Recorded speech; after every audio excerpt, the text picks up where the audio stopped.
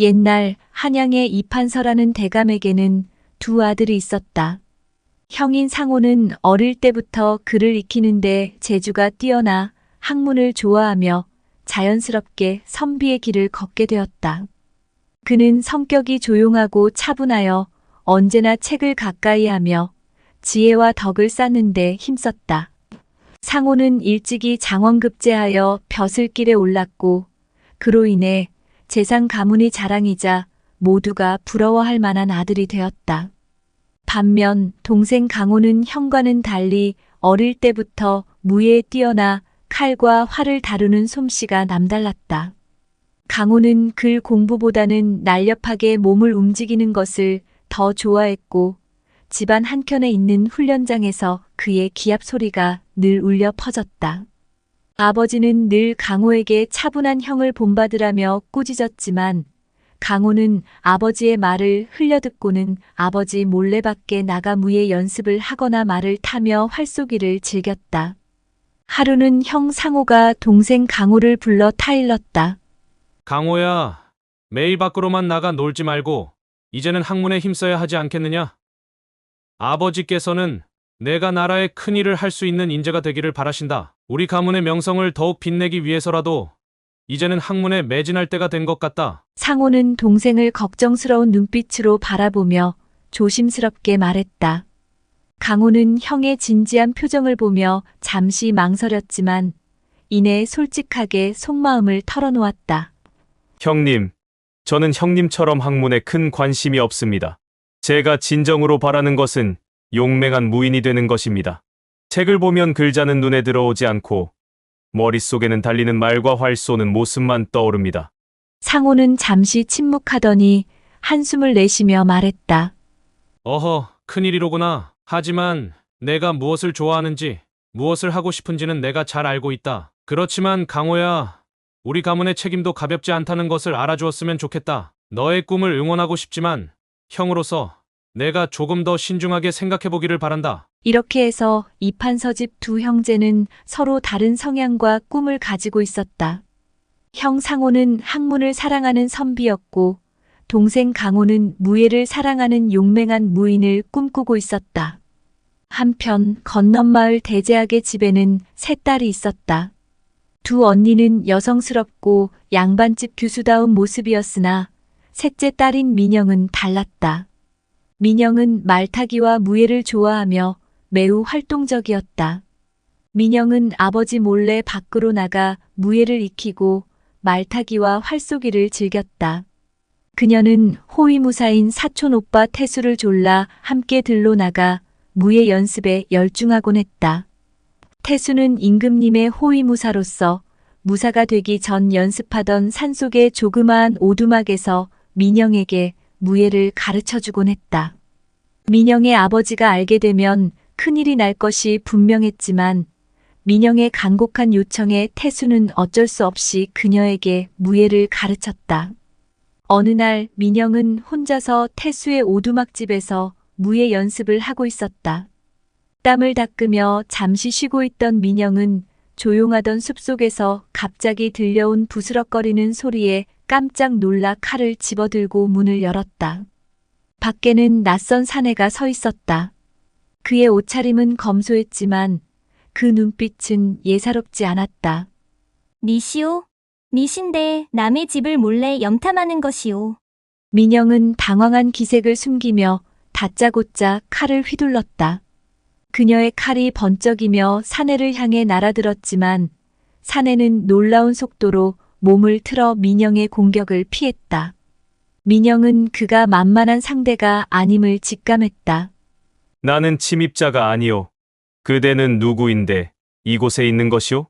사내는 민영의 두 번째 공격을 피하며 차분한 목소리로 물었다. 알 바 없소. 민영은 자신의 신분이 드러나지 않도록 공격을 멈추지 않았다. 그녀는 칼을 다시 높이 들고 사내를 향해 내리쳤다. 그러나 사내는 여전히 싸울 의도가 없는 듯 했다. 그는 강한 한 방으로 민영의 칼을 쳐내며 말했다. 잠시만 기다리시오. 나는 낭자와 싸울 마음이 없소. 내 말을 들어보시오. 민영은 잠시 망설였지만 경계심을 풀지 않았다. 난 그대가 누구인지 궁금하지 않소. 어서 여기서 썩 물러가시오. 사내는 그녀의 결연한 태도에 미소를 지으며 말했다. 나는 이곳에 약속이 있어 온 사람이오. 당신이 왜 여기 있는지는 모르겠으나 당신에게 해를 끼칠 의도는 없소. 약속이라니? 누구와 약속했단 말이오? 민영은 아직도 의심을 떨치지 못했지만 그가 언급한 약속이 궁금했다. 호위무사 이태수란 사람과 약속이 있어서 온 것이오. 태수 오라버니라고? 민영은 깜짝 놀라며 그의 말을 곱씹었다. 태수 오라버니와 이 사내가 어떤 관계인지, 그가 정말로 해를 끼칠 의도가 없는지 고민에 빠졌다. 좋소. 그럼 태수 오라버니가 오기까지 기다려보겠소. 하지만 조금이라도 수상한 행동을 하면 바로 내 손에 죽을 줄 아시오. 민영은 강하게 경고하며 사내를 노려보았다. 강호는 진지한 표정으로 고개를 끄덕이며 민영이 떨어뜨린 칼을 조심스럽게 주워 건넸다. 이들은 서로의 경계심을 풀지 않으며 각자의 속마음을 드러내지 않으려 했지만 사촌 오빠인 태수와 아는 사이라는 것을 알게 된 민영은 그를 오두막집으로 들어오게 했다. 들어오시지요. 저는 태수 오라버니의 사촌 동생 민영이라 합니다. 저는 강호라고 합니다. 아, 얼핏 태수 형님께 들은 적이 있습니다. 사촌 여동생이 무예가 출중하다고 하셨는데 그 낭자가 바로 민영 아가씨였군요. 이렇게 고운 낭자가 무예를 하시다니 의외로군요. 여자는 무예를 하면 안 된답니까? 아닙니다. 무예 실력만큼이나 미모가 출중하시니 드리는 말씀입니다. 감히 낭자에게 헛된 짓을 했다가는 뼈도 못 추리고 낭패를 볼 사내들이 많겠군요. 강호의 농담에 두 사람은 눈을 마주치며 피식 웃었다. 그때 밖에서 말발굽 소리가 나더니 말이 멈추고 태수가 들어왔다. 아니, 민영아, 너도 와 있었구나? 네. 오라버니. 오랜만이에요. 그래, 오랜만이구나. 그런데 왜 혼자 이렇게 와 있는 것이냐? 산속에는 이렇게 엉큼한 사내들이 활개를 치고 다니는데 말이다. 태수의 농담에 셋은 깔깔 웃으며 긴장을 풀었다. 오늘 강호에게 부탁할 일이 있어 여기서 만나자고 했는데 민영이도 있으니 잘 되었구나. 셋이 무예 연습을 한번 하고 찻집에 가서 다과와 차 한잔 하자꾸나. 태수는 검을 휘두르며 강호와 민영에게 무예의 기술을 가르쳐 주었고 두 사람은 태수의 지시에 따라 함께 연습 상대가 되어 대련을 했다. 이마에 땀이 흐를 정도로 치열한 대련이 이어지던 중 민영이 실수로 발을 헛디져 넘어지려는 순간 강호는 번개처럼 다가가 민영을 부축해 주었다. 순간 두 사람의 눈이 마주쳤다. 처음 만날 때의 살벌한 분위기와는 사뭇 다른 부드럽고 따뜻한 눈빛이 서로를 향해 오갔다. 민영의 가슴은 두근거리기 시작했고 강호 역시 민영의 손을 잡은 채로 잠시 말을 잇지 못했다. 두 사람은 묘한 감정에 휩싸였지만 이내 서로의 손을 놓으며 어색하게 미소를 지었다. 처음 만났을 때는 경직된 분위기 속에서 서로를 경계했지만 이제는 서로의 외모와 인성에 자연스럽게 끌리기 시작했다. 민영은 강호의 강직한 성품과 따뜻한 마음씨에 매료되었고 강호는 민영의 용감하고 활달한 모습에 호감을 느꼈다. 그 후 두 사람은 틈만 나면 오두막집으로 향했다. 그곳은 이제 단순한 무예 연습의 장소가 아닌 서로의 마음을 확인하는 비밀스러운 만남의 장소가 되었다. 태수와의 약속이 없는 날에도 두 사람은 오두막집을 찾아가 무예를 핑계로 함께 시간을 보냈다. 처음에는 무예 연습을 하는 척하며 서로의 손길을 느끼고 함께 나란히 앉아 대화를 나누며 서로의 마음을 깊이 알아갔다. 어느 날 강호는 무예 연습을 끝낸 후 민영을 바라보며 조심스럽게 입을 열었다. 민영 낭자.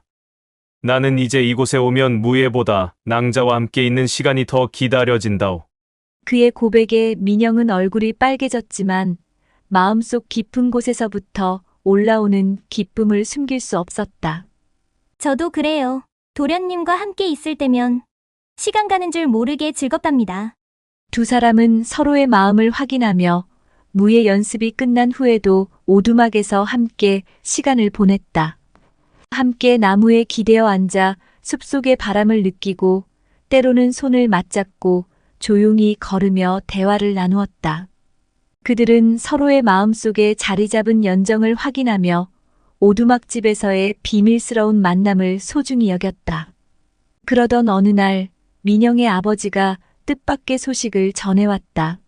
명망 높은 가문의 아들과 민영의 정략 결혼을 계획하고 있다고 하였다. 민영의 마음이 다른 사내에게 향해 있다는 것을 전혀 모른 채 아버지는 명망 높은 가문의 아들과 혼인을 추진하기 위해 매파를 통해 일을 진행하고 있었다. 민영의 마음은 순식간에 무너져 내렸다. 강호를 향해 있는 자신의 마음을 생각할 때마다 가슴이 답답하고 슬픔이 밀려왔다. 민영은 깊은 고민에 빠졌다. 한편으로는 아버지의 기대에 부응해야 한다는 부담감이 크고 다른 한편으로는 강호에 대한 연정을 포기할 수 없다는 마음이 그녀를 괴롭혔다. 민영은 밤마다 잠을 이루지 못하고 강호와의 추억을 떠올리며 눈물을 흘리곤 하였다.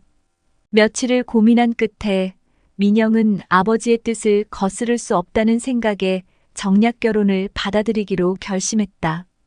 가슴이 찢어질 듯 아팠지만 마지막으로 강호를 만나 이 소식을 전하기로 마음먹었다.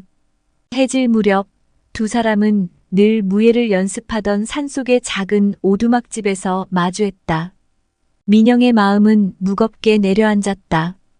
이 순간이 마지막이 될 수도 있다는 생각에 그녀의 가슴은 조여왔다. 강호는 민영의 눈빛에서 평소와 다른 심상치 않은 기운을 느꼈다. 조심스럽게 다가서며 물었다. 낭자, 무슨 일이 있소? 당신의 얼굴이 평소와 다르오. 민영은 잠시 머뭇거리다 깊이 숨을 들이마시고 고개를 들었다. 그녀의 눈에는 눈물이 그렁그렁 맺혀 있었다. 도련님, 아버지께서 저를 다른 가문의 아들과 혼인시키기로 하셨어요. 그 말을 들은 강호는 순간 숨이 멎는 듯한 충격을 받았다. 그의 가슴은 찢어질 듯 아팠고 민영을 잃게 될지 모른다는 두려움이 그를 사로잡았다. 말도 안 되는 소리요. 민영 낭자, 나는 당신을 절대 다른 사람에게 보낼 수 없소. 강호의 목소리는 억누를 수 없는 슬픔이 담겨 있었다. 민영은 고개를 숙이며 떨리는 목소리로 말했다. 저도 도련님 곁을 떠나고 싶지 않아요. 하지만 아버지의 뜻을 거스를 수 없답니다. 아버지께서는 그 가문과 혼례를 꼭 치러야 한다고 말씀하셨어요. 그 집안의 도련님은 덕망 있고 품이 있는 훌륭한 선비라며 저와의 혼례를 기정사실로 받아들이고 계세요. 강호는 민영의 손을 꼭 잡으며 간절하게 말했다. 민영 낭자, 낭자가 이 혼인이 진정으로 행복할 수 있는 길이라 생각하오. 그 사람과 함께라면 낭자가 나와 있을 때 느끼는 그 연정과 행복을 느낄 수 있을 것 같소? 민영은 눈물을 삼키며 떨리는 목소리로 대답했다. 아니요. 절대 그럴 수 없을 겁니다. 도련님과 함께 있는 이 순간이 소녀에게는 가장 소중한 시간입니다. 하지만 강호는 그녀의 말을 끊으며 단호하게 말했다. 그렇다면 우리 함께 도망갑시다. 이 혼인을 피하고 우리 둘만의 행복을 찾을 수 있는 곳으로 떠나자는 말이오. 당신과 함께라면 무엇이든 해낼 수 있을 것이오. 민영은 눈을 감으며 강호의 손을 꼭 잡았다. 그녀의 마음도 강호와 함께 멀리 떠나고 싶었지만 그 길이 얼마나 무모하고 위험한지 잘 알고 있었다. 그녀는 조용히 대답했다. 도련님과 함께라면 어디든지 갈 수 있겠지요. 하지만 아버지의 말씀을 거역하는 것은 소녀에게 너무나 큰 고통이 될 것입니다. 부모님의 뜻을 저버리는 일은 소녀로서는 감당하기 힘들어요. 강호는 깊은 한숨을 내쉬며 눈을 감았다. 그를 사랑하는 마음과 부모에 대한 도리 사이에서 고뇌하는 민영을 더 이상 설득할 수 없다는 사실이 그를 무겁게 짓눌렀다. 민영 낭자, 내가 당신을 떠나보내야 한다니 내 가슴이 찢어질 듯 아프오. 하지만 당신이 무엇보다도 행복하기를 바라는 내 마음을 알아주시오. 민영은 강호의 손을 붙잡고 눈물을 흘리며 말했다. 도련님, 소녀 역시 도련님을 평생 잊지 못할 것입니다. 이 마음은 영원히 간직하겠어요. 하지만 도련님도 부디 행복을 찾으세요. 소녀는 이 마음을 품고 언제나 도련님을 기억할 것입니다. 두 사람은 뜨겁게 서로를 바라보았다. 눈물이 흘러내리는 민영의 얼굴을 본 강호는 애써 떨리는 손으로 그녀의 눈물을 닦아주었다. 그 순간 두 사람의 마음속에는 이루어질 수 없는 사랑에 대한 아픔이 깊이 새겨졌다. 오두막을 떠나야 할 시간이 다가오자 민영은 더 이상 참지 못하고 강호의 품에 안겼다. 도련님, 부디 잊지 마세요. 이 마음은 영원히 도련님께 남아있을 것입니다. 강호는 민영을 꼭 끌어안으며 속삭였다. 나도 당신을 평생 잊지 않겠소.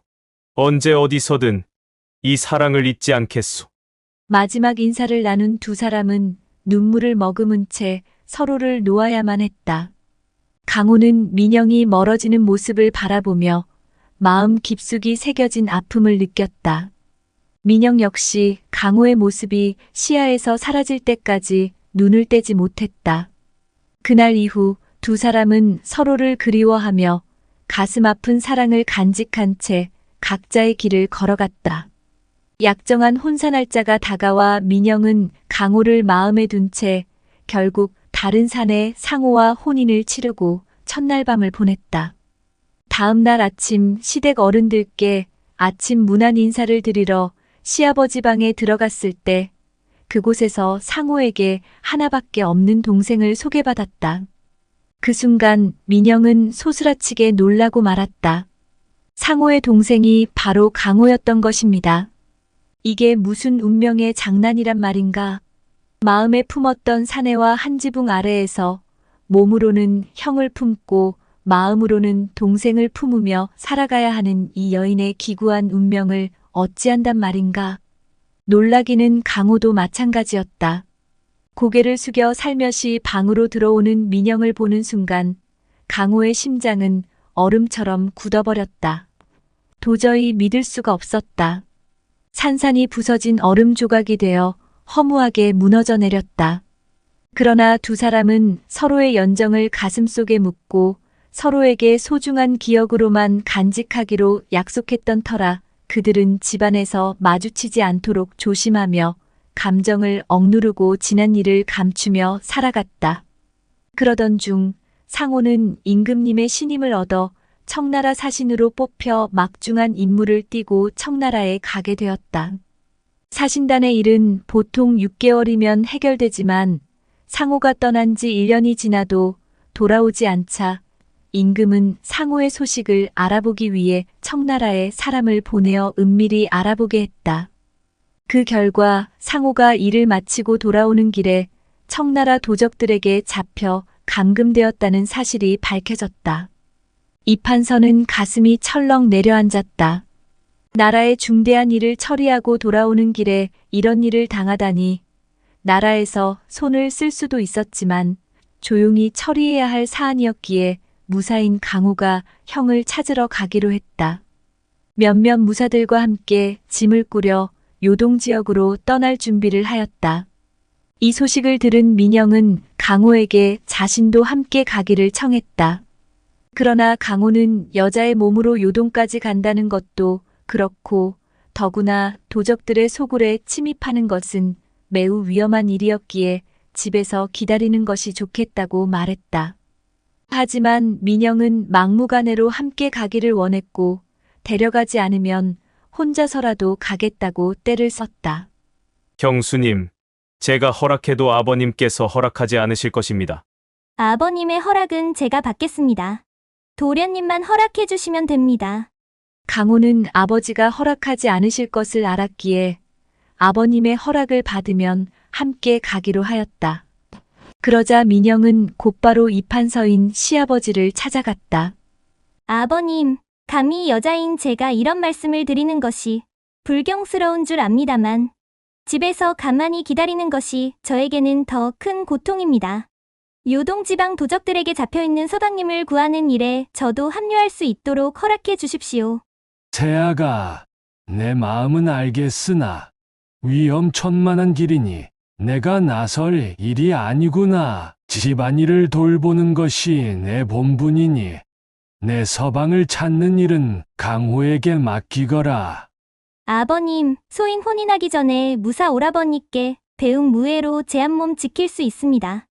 남장하고 함께 떠난다면 다른 이들에게 폐를 끼치지 않을 것이니 저희 간절한 마음을 헤아려 주십시오. 이판서는 고민에 잠겨 잠시 말을 잇지 못하다가 여자의 몸으로 서방을 생각하는 마음이 깊어 입을 열었다. 내가 이토록 간절하다면 나도 더는 막을 수 없겠구나. 하지만 반드시 무사들의 말을 잘 따르고 결코 무리하지 말고 신중히 행동해야 할 것이다. 조심해서 다녀오너라. 감사합니다, 아버님. 서방님을 무사히 모시고 돌아오겠습니다. 그리하여 남장을 하고 민영은 강호와 함께 먼 길을 떠나게 되었다. 민영은 강호와 함께 있다는 사실에 마음이 묘하게 설레었고 강호는 그런 민영을 살피며 그녀가 불편하지 않도록 작은 것 하나까지 신경을 써주었다. 길을 가던 중 험한 산길에서 말이 놀라자 민영은 순간 균형을 잃을 뻔했다. 강호는 재빠르게 민영의 손목을 잡아 그녀를 지탱해 주었다. 두 사람의 눈이 마주치는 순간 강호의 따뜻한 손길에 민영의 얼굴이 붉어졌다. 두 사람에게 서로의 온기가 전해졌다. 괜찮습니까, 형수님? 괜찮아요. 고마워요, 도련님. 둘의 호칭은 가족을 의미했지만 그들의 마음속에는 서로에 대한 연모의 정이 여전히 남아 있었다. 험하고 긴 산속 여정을 이어가던 중 밤이 되어 일행은 한적한 숲속 커다란 바위 아래에서 하룻밤을 머물기로 했다. 산속 밤 기운은 매우 찼다. 주변을 둘러보며 안전한 장소를 찾아 불을 피운 후 강호는 민영에게 따뜻한 옷을 건넸다. 오늘은 여기서 쉬도록 하겠습니다. 내일의 여정을 위해 편히 쉬어야 할 것입니다. 민영은 가슴이 먹먹해졌다.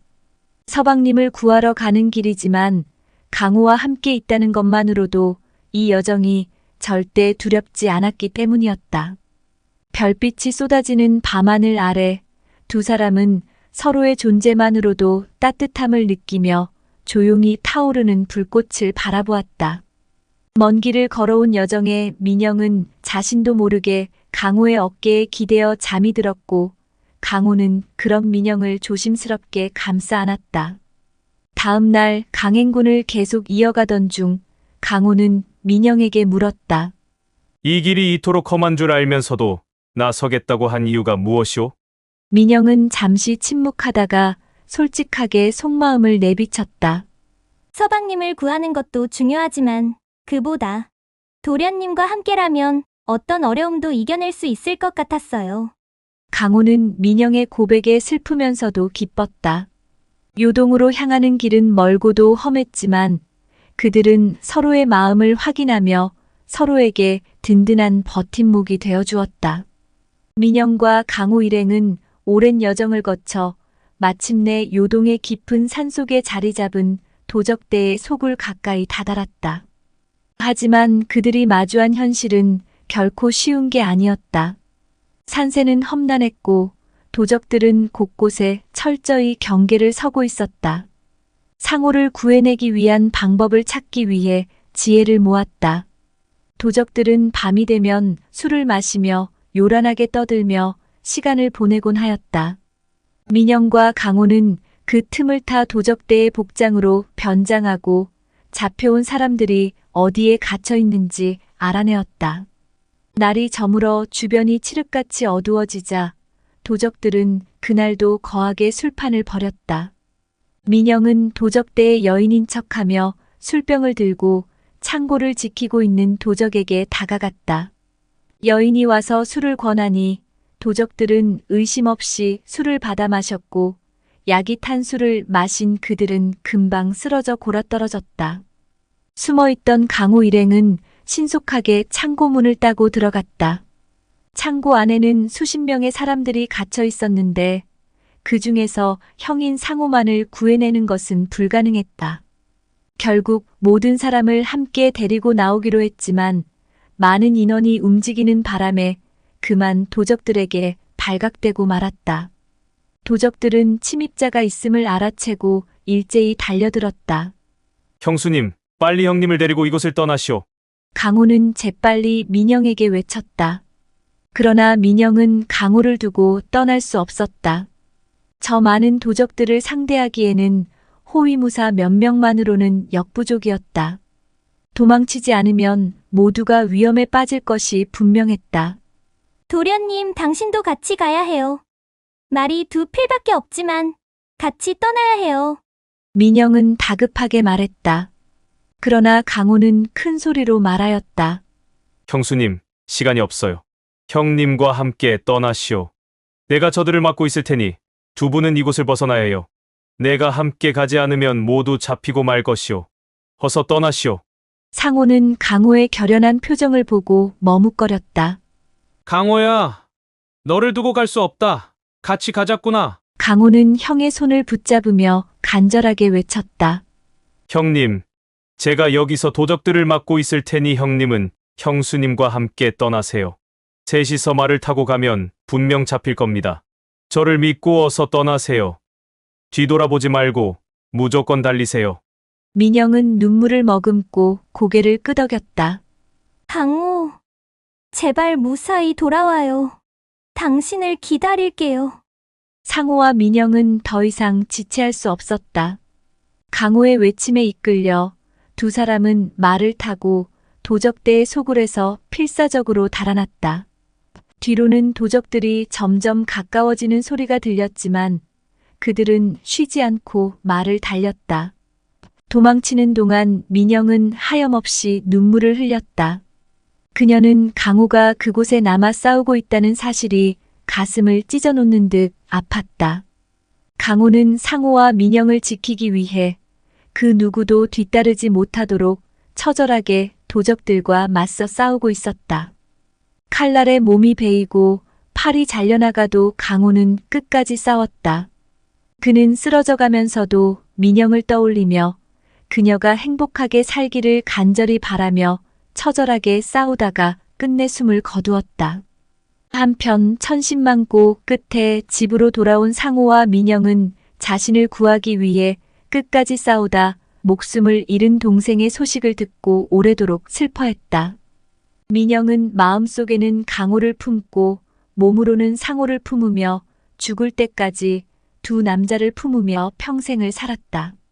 진정한 사랑은 때로는 마음속에만 간직해야 하는 아픔과 고통을 동반하기도 합니다. 사랑은 단순한 감정 이상을 넘어선 고귀한 것이어서 때로는 책임과 의무, 그리고 희생이 동반되며 우리 삶 전체에 미치는 감당하기 힘들게 작용하는 경우도 있다는 사실을 깨닫게 해줍니다. 새어머니를 탐한 동수. 옛날 어느 깊고 깊은 산골에 허름한 초가집 한 채가 있었다. 그 초가집에는 할아버지, 아버지 김씨, 그리고 아들 동수, 이렇게 세 사람이 함께 살고 있었다. 이 집은 나이가 많은 할아버지가 일찍이 자신의 손으로 지은 집으로 수십 년 동안 비바람을 맞으며 견뎌온 세월의 흔적이 곳곳에 배어 있었다. 초가집은 작고 허름했지만 세 사람의 소중한 보금자리였다. 비가 주룩주룩 내리던 어느 날 세 남자가 마루에서 조용히 저녁을 먹은 후 할아버지는 따뜻한 숭늉을 한 모금 마시며 비 내리는 소리를 들었고 김 씨는 마른 장작을 골라 화로에 불을 지피고 있었다. 13살 된 동수는 밖을 내다보며 이 비가 언제 그칠지 하늘을 쳐다보고 있었다. 그때 문 밖에서 인기척이 들려왔다. 세 남자는 동시에 고개를 돌려 문 쪽을 바라보았다. 집 안으로 비바람이 휘몰아치는 소리와 함께 문 밖에는 비에 흠뻑 젖은 한 여인이 서 있었다. 그녀는 머리부터 발끝까지 비에 젖어 있었고 떨리는 손으로 문을 두드렸다. 누구시오? 할아버지가 거칠지만 걱정스러운 목소리로 물었다. 여인은 잠시 머뭇거리더니 떨리는 목소리로 대답했다. 저는 길을 잃고 이곳까지 오게 되었습니다. 비가 너무 많이 와서 잠시 비를 피할 수 있을까 하여. 상황 판단이 빠른 김 씨는 한 걸음에 문을 열고 여인을 안으로 들였다. 어서 들어오시오. 이렇게 비를 맞고 있으면 큰일 납니다. 여인이 초가집 안으로 들어서자 따뜻한 실내 공기가 그녀의 젖은 옷을 타고 흐르는 물방울과 함께 스며들었다. 그녀는 잠시 머뭇거리며 서 있다가 할아버지, 김 씨, 동수의 시선을 피하면서 고개를 숙였다. 할아버지는 여인의 모습이 처량하여 매우 안쓰러웠다. 여보시오. 어서 이리 와서 앉으시오. 여기 와로 앞에 앉아서 몸을 좀 녹이시오. 아범아, 따뜻한 숭늉이라도 한 그릇 가져오거라. 김 씨는 급히 여인에게 숭늉을 데워 건넸다. 여인은 고개를 끄덕여 감사의 인사를 전하고 떨리는 손으로 숭늉을 받아 마셨다. 어디서 오셨소? 할아버지가 조심스럽게 물었다. 하지만 여인은 무슨 사연이 있는지 고개를 떨구며 아무 말 없이 숭늉만 호록호록 마실 뿐이었다. 아참, 저녁을 아직 못 드셨겠구먼. 아범아, 밥 한 그릇 가지고 오너라. 자는 없지만 한술 뜨구려. 여인은 아무 말 없이 김 씨가 가지고 온 밥 한 그릇을 정신없이 먹어치웠다. 아마 며칠은 굶은 듯한 행색이었다. 화롯불에 여인의 젖은 옷에서 김이 모락모락 올라오니 추위에 몸이 조금은 녹은 듯 여인이 입을 열었다. 저는 밀양박 씨 집안에서 태어났습니다. 딸만 셋인 집안의 막내딸로 어렸을 때부터 부모님의 사랑을 듬뿍 받으며 자랐지요. 하지만 시간이 갈수록 가세가 기울어져 집안은 점점 더 어려워졌습니다. 결국 부모님은 제가 16살이 되던 해 3대 독자 양반집으로 시집 보내기로 결정하셨습니다. 그 집안은 대대로 이어온 명문 가문이었기에 후사를 이어가야 한다는 절실함이 컸습니다. 하지만 그 절실함은 시간이 지나도 이루어지지 않았죠. 1년이 가고 2년이 흘렀지만 아이는 생기지 않았습니다. 3년째가 되던 해 시아버님께서 세상을 떠나셨습니다. 그때부터 시어머님의 구박이 시작되었고 그 압박감에 시달린 저는 더욱 임신을 할 수가 없었습니다. 끝내 시어머니는 남편에게 첩을 들여 아들을 낳게 하였습니다. 그날부터 제 삶은 마치 지옥 같았습니다. 저는 그 집에서 천덕꾸러기가 되었고 사람 취급을 받지 못했습니다. 하인들보다도 못한 대우를 받으며 하루하루를 간신히 버텼습니다. 아무리 노력하고 애를 써도 그 집에서 저의 자리는 점점 더 좁아져 갔습니다. 그렇게 또 1년을 버티고 나니 더 이상 그 집에서는 살아갈 수 없다는 생각이 들었지요. 마을 뒷산 절벽 위로 올라가 뛰어내리려 했지만 친정 부모님의 얼굴이 눈앞을 가려 그것도 못하고 그 길로 모든 것을 버리고 정처 없이 길을 나섰습니다. 어디로 가야 할지, 어디에 가면 마음 편히 쉴 수 있을지 모른 채 그저 발길 닿는 대로 걸었지요. 그러다가 비를 맞고 더 이상 걸을 힘조차 없어 이렇게 신세를 지게 되었습니다. 박여인은 어깨를 들썩이며 흐느껴 울었다. 그녀의 눈물에는 그동안 겪어온 외로움과 고통, 그리고 버림받은 사람만이 느낄 수 있는 깊은 슬픔이 담겨 있었다. 갓 20을 넘긴 여인이 감당하기엔 너무나도 혹독한 삶이었다. 주룩주룩 내리는 비소리만이 방 안을 가득 메웠다.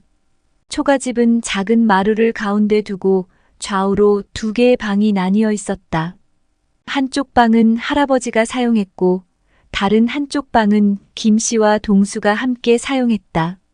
부엌은 할아버지 방 옆 작은 지붕 아래에 자리 잡고 있었고 건너편 마당 한쪽의 뒷간과 닭 몇 마리와 작은 염소 한 마리가 있는 외양간이 있었다.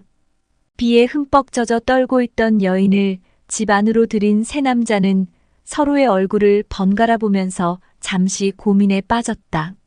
할아버지가 먼저 입을 열었다. 그동안 기구한 삶을 살아내느라 고생이 많았소. 누추하지만 장맛비가 그칠 때까지만이라도 이곳에 머물도록 하시오. 너희들은 나와 함께 지내고 너희 방을 이 여인에게 내어드리도록 하거라. 이 은혜를 어찌 갚겠습니까? 보잘것없는 여인을 이리도 보살펴 주시니 죄송하고 감사할 뿐입니다. 아니요. 남자만 사는 곳이라 누추하고 호라비 냄새가 날 수 있으니 감안하여 편히 쉬도록 하시오. 동수는 박여인에게 이불과 베개를 꺼내어주고 여인이 젖은 옷을 갈아입을 수 있도록 예전에 어머니가 입었던 단 한 벌 남겨놓은 옷을 내주며 말하였다. 비록 낡은 옷이지만 마른 옷으로 갈아입으시는 게 좋을 것 같습니다. 여인은 다시 한번 감사의 인사를 전하며 방 안으로 들어갔다. 문이 살짝 닫히고 세 남자는 서로를 바라보며 할아버지의 방으로 향했다. 아침이 되어 삼부자가 눈을 떴을 때 어느새 일어난 박여인이 아침밥을 지어놓고 삼부자를 기다리고 있었다. 삼부자가 여인이 차린 밥상을 받아본 지가 언제였던가. 고슬고슬 윤기가 흐르는 밥에서는 풋풋한 흙내음과 따뜻한 햇살의 온기가 느껴졌고 가지런히 놓은 반찬들은 여인의 손끝에서 피어난 작은 정원이 되어 식탁 위에 펼쳐졌다. 단순한 한 끼가 아니라 여인의 정성과 마음이 담긴 따스함이 피부로 느껴졌다. 삼부자는 넋을 놓고 밥상을 쳐다보았다. 할아버지가 수저를 들며 박여인에게 말하였다. 오랜만에 만난 밥을 먹게 되는구먼. 함께 먹게 밥 한 그릇 더 드려오시오. 아닙니다. 저는 부엌에서 한술 뜨겠습니다. 그러자 동수가 얼른 일어나 박여인의 밥그릇을 들고 상 앞으로 들여왔다. 그 모습은 자연스럽게 한 가족이 된 것 같은 분위기를 만들어 주었다. 밥상을 물리고 할아버지가 말했다. 보아하니 딱히 갈 곳도 없는 것 같고 밖은 위험하니 누추하지만 우리와 함께 사는 건 어떠시오? 여기 있으면 밥술은 먹고 사는데 지장은 없을 것이오. 그렇게 해주시면 소인 열심히 가사일을 돕고 남의 집 허들에 일이라도 하여 집안 살림에 보탬이 되겠습니다. 남의 집 일까지는 하지 않아도 우리가 먹고 사는 데는 크게 걱정이 없소이다. 아들이 약초를 캐어 장에 내다 팔아 힘들지 않게 먹고는 살고 있으니 입 하나 더 넣는다고 크게 지장은 없을 것이오. 여인의 손길이 닿으면 아무래도 호라비만 있는 것보다는 정갈하고 활력이 넘치는 살림살이가 될 것이니 우리는 그대가 함께 살기를 바라오. 박복한 소인을 거두어 주시어 감사합니다. 그럼 시장에 가서 옷가지 하고 살림에 필요한 도구 몇 가지를 사오도록 동수애비가 박여인과 함께 다녀오너라. 예, 아버님. 그렇게 하여 김씨와 박여인은 서먹하고 어색한 가운데 함께 장터로 향했다. 박여인은 두어 걸음 뒤에서 김씨를 종종거리며 따라왔다. 둘은 아무 말 없이 10여리를 걸어 장터에 도착했다. 김씨의 배려로 박여인은 장터에서 필요한 물건들을 하나씩 장만하였다. 김씨는 말없이 박여인이 고르는 물건들을 지켜보며 필요한 것들을 꼼꼼히 챙겨주었다. 박여인은 처음에는 머뭇거렸지만 김씨의 따뜻한 배려에 마음이 조금씩 놓이기 시작했다. 장을 한참 보다가 시장기가 돌자 김씨는 떡가게에서 시루떡을 사서 박여인에게 넌지시 건네주었다. 그리고 허리춤에 탁배기 한 병을 찼다. 장보는 일을 모두 마친 후 처음의 무거운 분위기와는 달리 둘의 발걸음은 한결 가벼워졌다. 집으로 가던 길에 산허리 널찍한 바위에 자리를 잡고 앉아 장에서 산 시루떡과 탁배기를 꺼내 놓았다. 김씨가 시루떡을 먼저 손에 쥐고 박여인에게 내밀며 말했다. 이 떡 참 맛있어 보이는군요. 박여인, 어서 한 입 드시지요. 박여인은 고개를 숙이며 수줍게 떡을 받았다. 고맙습니다. 탁배기와 잘 어울리겠네요. 그녀는 조심스레 한 입 베어 물고 입가에 미소가 번졌다.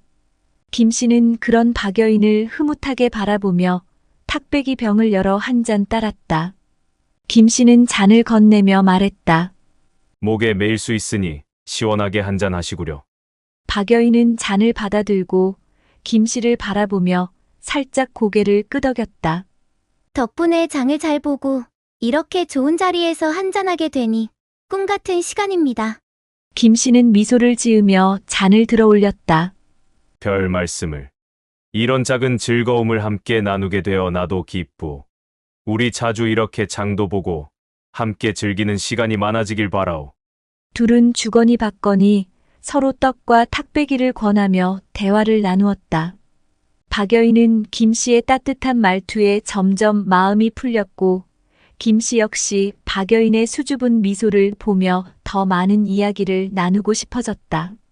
그렇게 둘은 서로의 정을 나누며 떡과 탁배기를 모두 비우고 한층 더 가까워진 기분으로 흥겹게 집으로 향했다. 다음 날 새벽에 동수가 눈을 떴을 때 아버지가 보이지 않았다. 아직 이른 새벽이라 모두가 잠들어 있을 시간이었다. 동수가 뒷간에서 볼일을 보고 문을 닫는 순간 김 씨가 박여인의 방에서 나오는 것이었다. 흠칫 놀란 동수는 모른 채 돌아서 쌀이 문을 향했다. 아버지는 무안했는지 헛기침을 하면서 동수에게 말을 걸었다. 우리 동수 부지런하게 벌써 일어났구나? 동수는 아버지가 박여인 방에서 나오는 의미를 알 것 같았다. 그렇게 자연스럽게 김 씨와 박여인은 부부처럼 살게 되었고 동수에게는 새어머니가 생겼다. 동수는 새어머니가 생긴 것이 너무 기뻤다. 동수가 1살 때 어머니가 돌아가셨기 때문에 동수는 어머니라고 불러본 적도 없고 어머니의 손길을 느껴본 적도 없는지라 동수의 마음은 설레었다.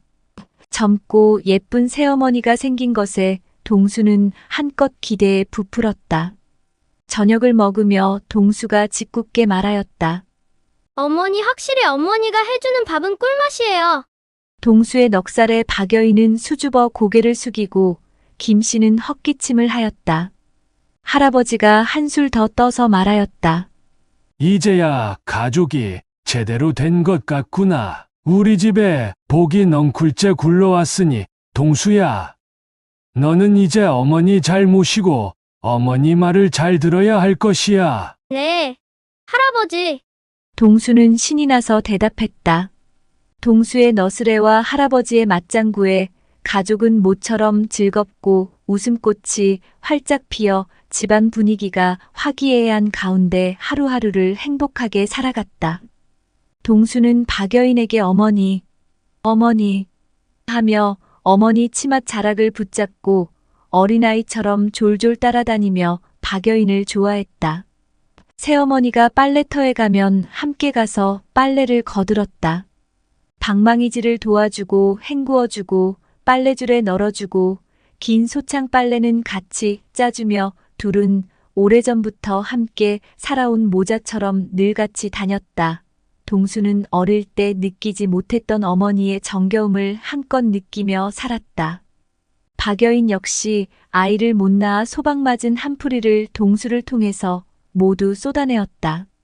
다행히 동수가 잘 따라주었고 친아들 못지않게 사이가 좋다 보니 박시여인은 자기가 낳은 아들처럼 또 어린 친동생 같은 마음으로 동수를 보살폈다.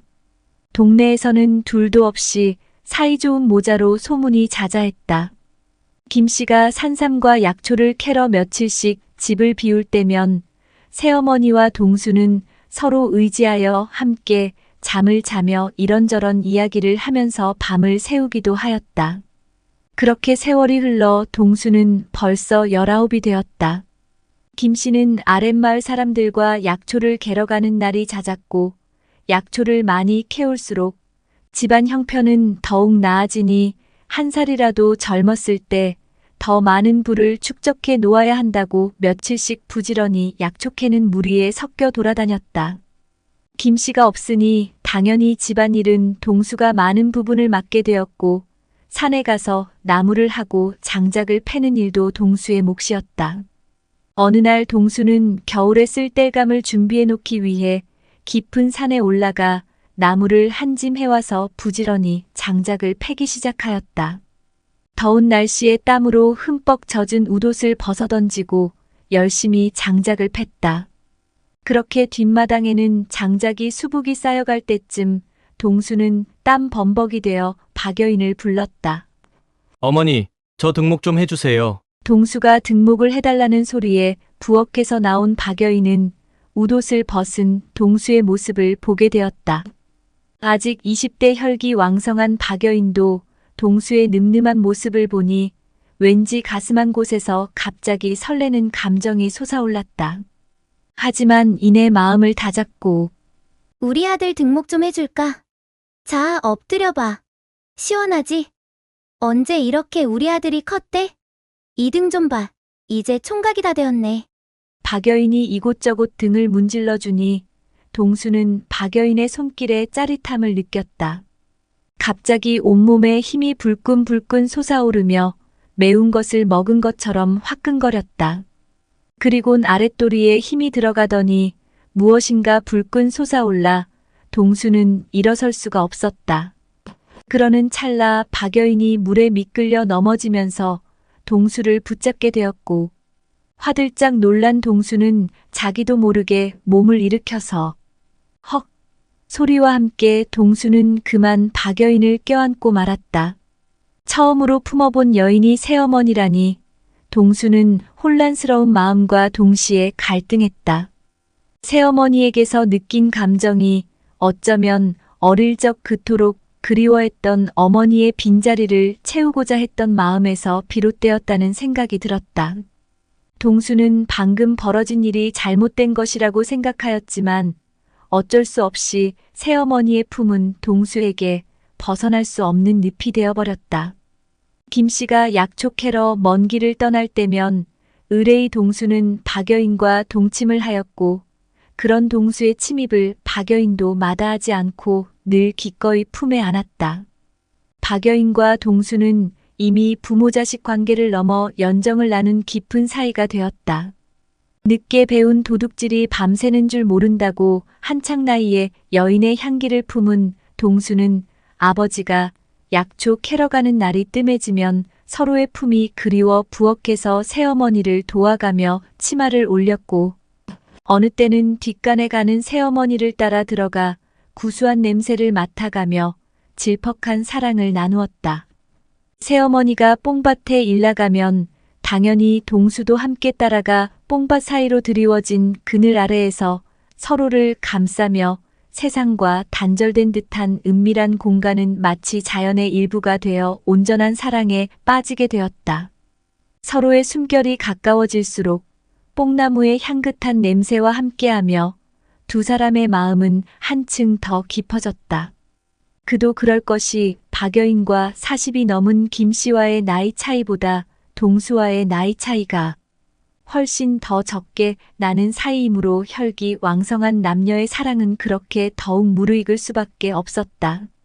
그러던 어느 날 박여인의 몸에서 이상한 현상이 감지되었다. 속이 메스껍다고 잘 먹던 밥도 거르는 일이 яз았고 가끔 헛구역질까지 했다. 밥을 지을 때 힘들어하여 동수가 밥을 지을 때면 부지런하던 박여인은 툭하면 잠을 잤다. 그렇게 몇 달이 지나고 박여인의 배가 더 불러오면서 뱃속에서 꿈틀거리는 움직임이 있다는 것이었다. 아이를 가져본 경험이 없다 보니 아이를 가진 줄도 모르고 배가 불러올 때까지 모르고 있다가 장터에 있는 의원에게 진맥을 받고 나서야 아이를 갖게 된 것을 알게 되었다. 벌써 2달 후면 아이가 나올 거라 하였다. 김 씨는 40이 넘어 늦둥이를 얻게 되자 경사가 났다고 동네방네 떠들고 다니며 좋아했다. 몇 날 며칠을 마을 사람들과 술을 마셨다. 그렇게 두어 달이 지나 박여인은 예쁜 딸을 낳았고 김 씨와 동수에게는 누구의 딸이 되는지 알지 못한 채 나이 21살의 동수는 그냥 오빠가 되었다. 동수는 방긋방긋 웃는 아기가 너무 이뻐 손에서 내려놓지 않았다. 김 씨는 늦게 얻은 자식이라 더욱 이뻤고 동수는 동수대로 신비로운 감정으로 아이의 새로운 생명에 감사함을 느꼈다. 박여인은 아이를 낳지 못해 구박받고 쫓겨났던 때를 생각하니 눈물이 저절로 흘렀다. 자신이 낳은 아이가 너무 소중하고 감사했다. 김 씨는 동수에게 아이와 박여인을 부탁했다. 동수의 아버지가 집을 비우는 날이 많아지니 내가 동생을 잘 돌보고 어머니의 일도 열심히 도와드리거라. 예, 아버지, 걱정하지 마세요. 어머니가 힘들지 않도록 열심히 도와드릴게요. 그리고 이제 너도 슬슬 혼처 자리를 알아봐야 하지 않겠느냐? 아기가 아직 어려서 어머니가 혼자 키우시고 집안일까지 하시려면 힘이 드실 테니 아이가 3살이 되면 그때 생각해 보겠어요. 그래, 그게 좋겠다. 어쨌거나 어머니를 생각하는 내 마음이 기특하여 내가 집을 자주 비워도 걱정이 없구나. 김 씨는 아이가 태어났으니 더욱 열심히 돈을 벌어야겠다며 약초 캐러 가는 날이 더 잦았고 아이를 키우는 일은 온전히 동수와 박여인의 몫이 되었다. 동수는 박여인 대신 아기를 등에 업고 밭을 매기도 하고 박여인이 밥을 지을 때는 안고 재우기까지 하였다. 아기는 동수의 손길을 더 좋아했다. 그런 가운데 두 사람의 관계는 식을 줄 모르고 더욱 불타올랐다. 김 씨가 벌어오는 돈으로 동수는 논과 밭을 사들이며 부를 축적하였다. 딸 아이가 돌이 될 무렵 박여인은 둘째 아이를 가졌고 동네 사람들은 모두 김 씨의 정력에 부러움을 표했다. 약초 캐러 열심히 산속을 헤매고 다닌 결과라고 동네 안악들은 너도 나도 사내들을 약초 캐러 산속으로 보내기 바빴다. 실제 김 씨의 몸은 40이 넘었다고 하기엔 아주 건장하였기에 누구도 동수와 박여인과의 관계를 의심하지 않았다. 둘째 임신으로 김 씨는 더욱 부지런히 약초를 캐러 다녔다. 그러던 어느 날 김 씨는 다른 날과 다르게 동수에게 이르기를 동수야, 이 애비가 없더라도 어머니와 동생들을 잘 보살피기 바란다. 하고 유난히 가족을 걱정하면서 약초를 캐러 나갔다. 아마도 이미 자신의 죽음을 예감했던 것일까? 그날 험준한 산골짜기 절벽 바위 틈에 다른 신만이들이 캐지 못한 약초를 캐려고 김 씨가 흐린 날씨에도 불구하고 무리하게 암벽을 타고 내려가다가 그만 발을 헛디져 낭떠러지로 떨어져 죽고 말았다. 동수와 박여인은 김 씨의 갑작스러운 죽음에 겨우 슬픔을 추스리고 정성껏 장례를 치러 할아버지 옆에 묻어주었다. 몇 달이 지나 박여인은 둘째 아들을 낳게 되었는데 그 아이는 동수를 쏙 빼닮았다. 세월이 흘러 그동안 사들인 논밭에서 열심히 농사를 지어 먹고 살게 된 동수는 해가 저물어 농사일을 마치고 지게에 수확한 채소를 가득 싣고 집에 들어오자 아버지! 아이들 셋이 달려들며 서로 자기 아버지라고 안기며 좋아했다. 부엌에서 밥을 짓는 박여인을 지그시 바라보는 동수는 너무 행복했다. 용납되지 못할 사랑도 두 사람의 변함없는 신뢰와 책임감을 통해 이루어지게 되었다. 진정한 사랑과 행복은 외부의 시선을 극복하고 자신이 선택한 서로의 진실된 마음과 헌신적인 노력에 의해 유지된다는 것을 깨닫게 해준다. 궁녀들의 은밀한 의식. 조선시대 궁궐은 화려하고 웅장했지만 그 안에는 수많은 궁녀들이 각자의 운명을 걸고 살아가고 있었습니다. 이들은 모두 왕의 성은을 입어 권력과 안정을 얻기를 바라며 치열하게 경쟁하고 있었습니다. 궁녀들의 아침은 일찍 시작되었어요. 새벽부터 일어나 화장을 하고 정성스럽게 머리를 다듬었지요. 그들은 누구보다 아름다워 보이기 위해 매일매일 자신의 외모를 가꾸며 노력했습니다. 오늘은 무슨 일이 있어도 임금님의 눈에 들어 임금님의 성은을 입어야 할 텐데. 그대의 머리카락이 햇살에 빛나니 마치 비단 같구나. 내 오늘 밤 너의 비단 같은 머리결의 향기를 맡으며 잠을 청하고 싶구나. 머리결이 비단 같은 궁녀는 그날 밤 임금님의 성은을 입었지요. 임금님은 비단결 같은 머리결의 향기를 맡으며 새로운 궁녀와 하룻밤의 사랑을 나누었지요. 궁녀 나연이는 걸음걸이를 의도적으로 천천히 하고 한 손으로는 고운 옷자락을 살짝 들어 올려 우아한 발목을 드러냈지요. 그러면서도 절도 있게 고개를 숙이며 살짝 고혹적인 눈빛을 보냈습니다. 어느 처소에 있는 나인이더냐? 자태가 매우 아름답구나.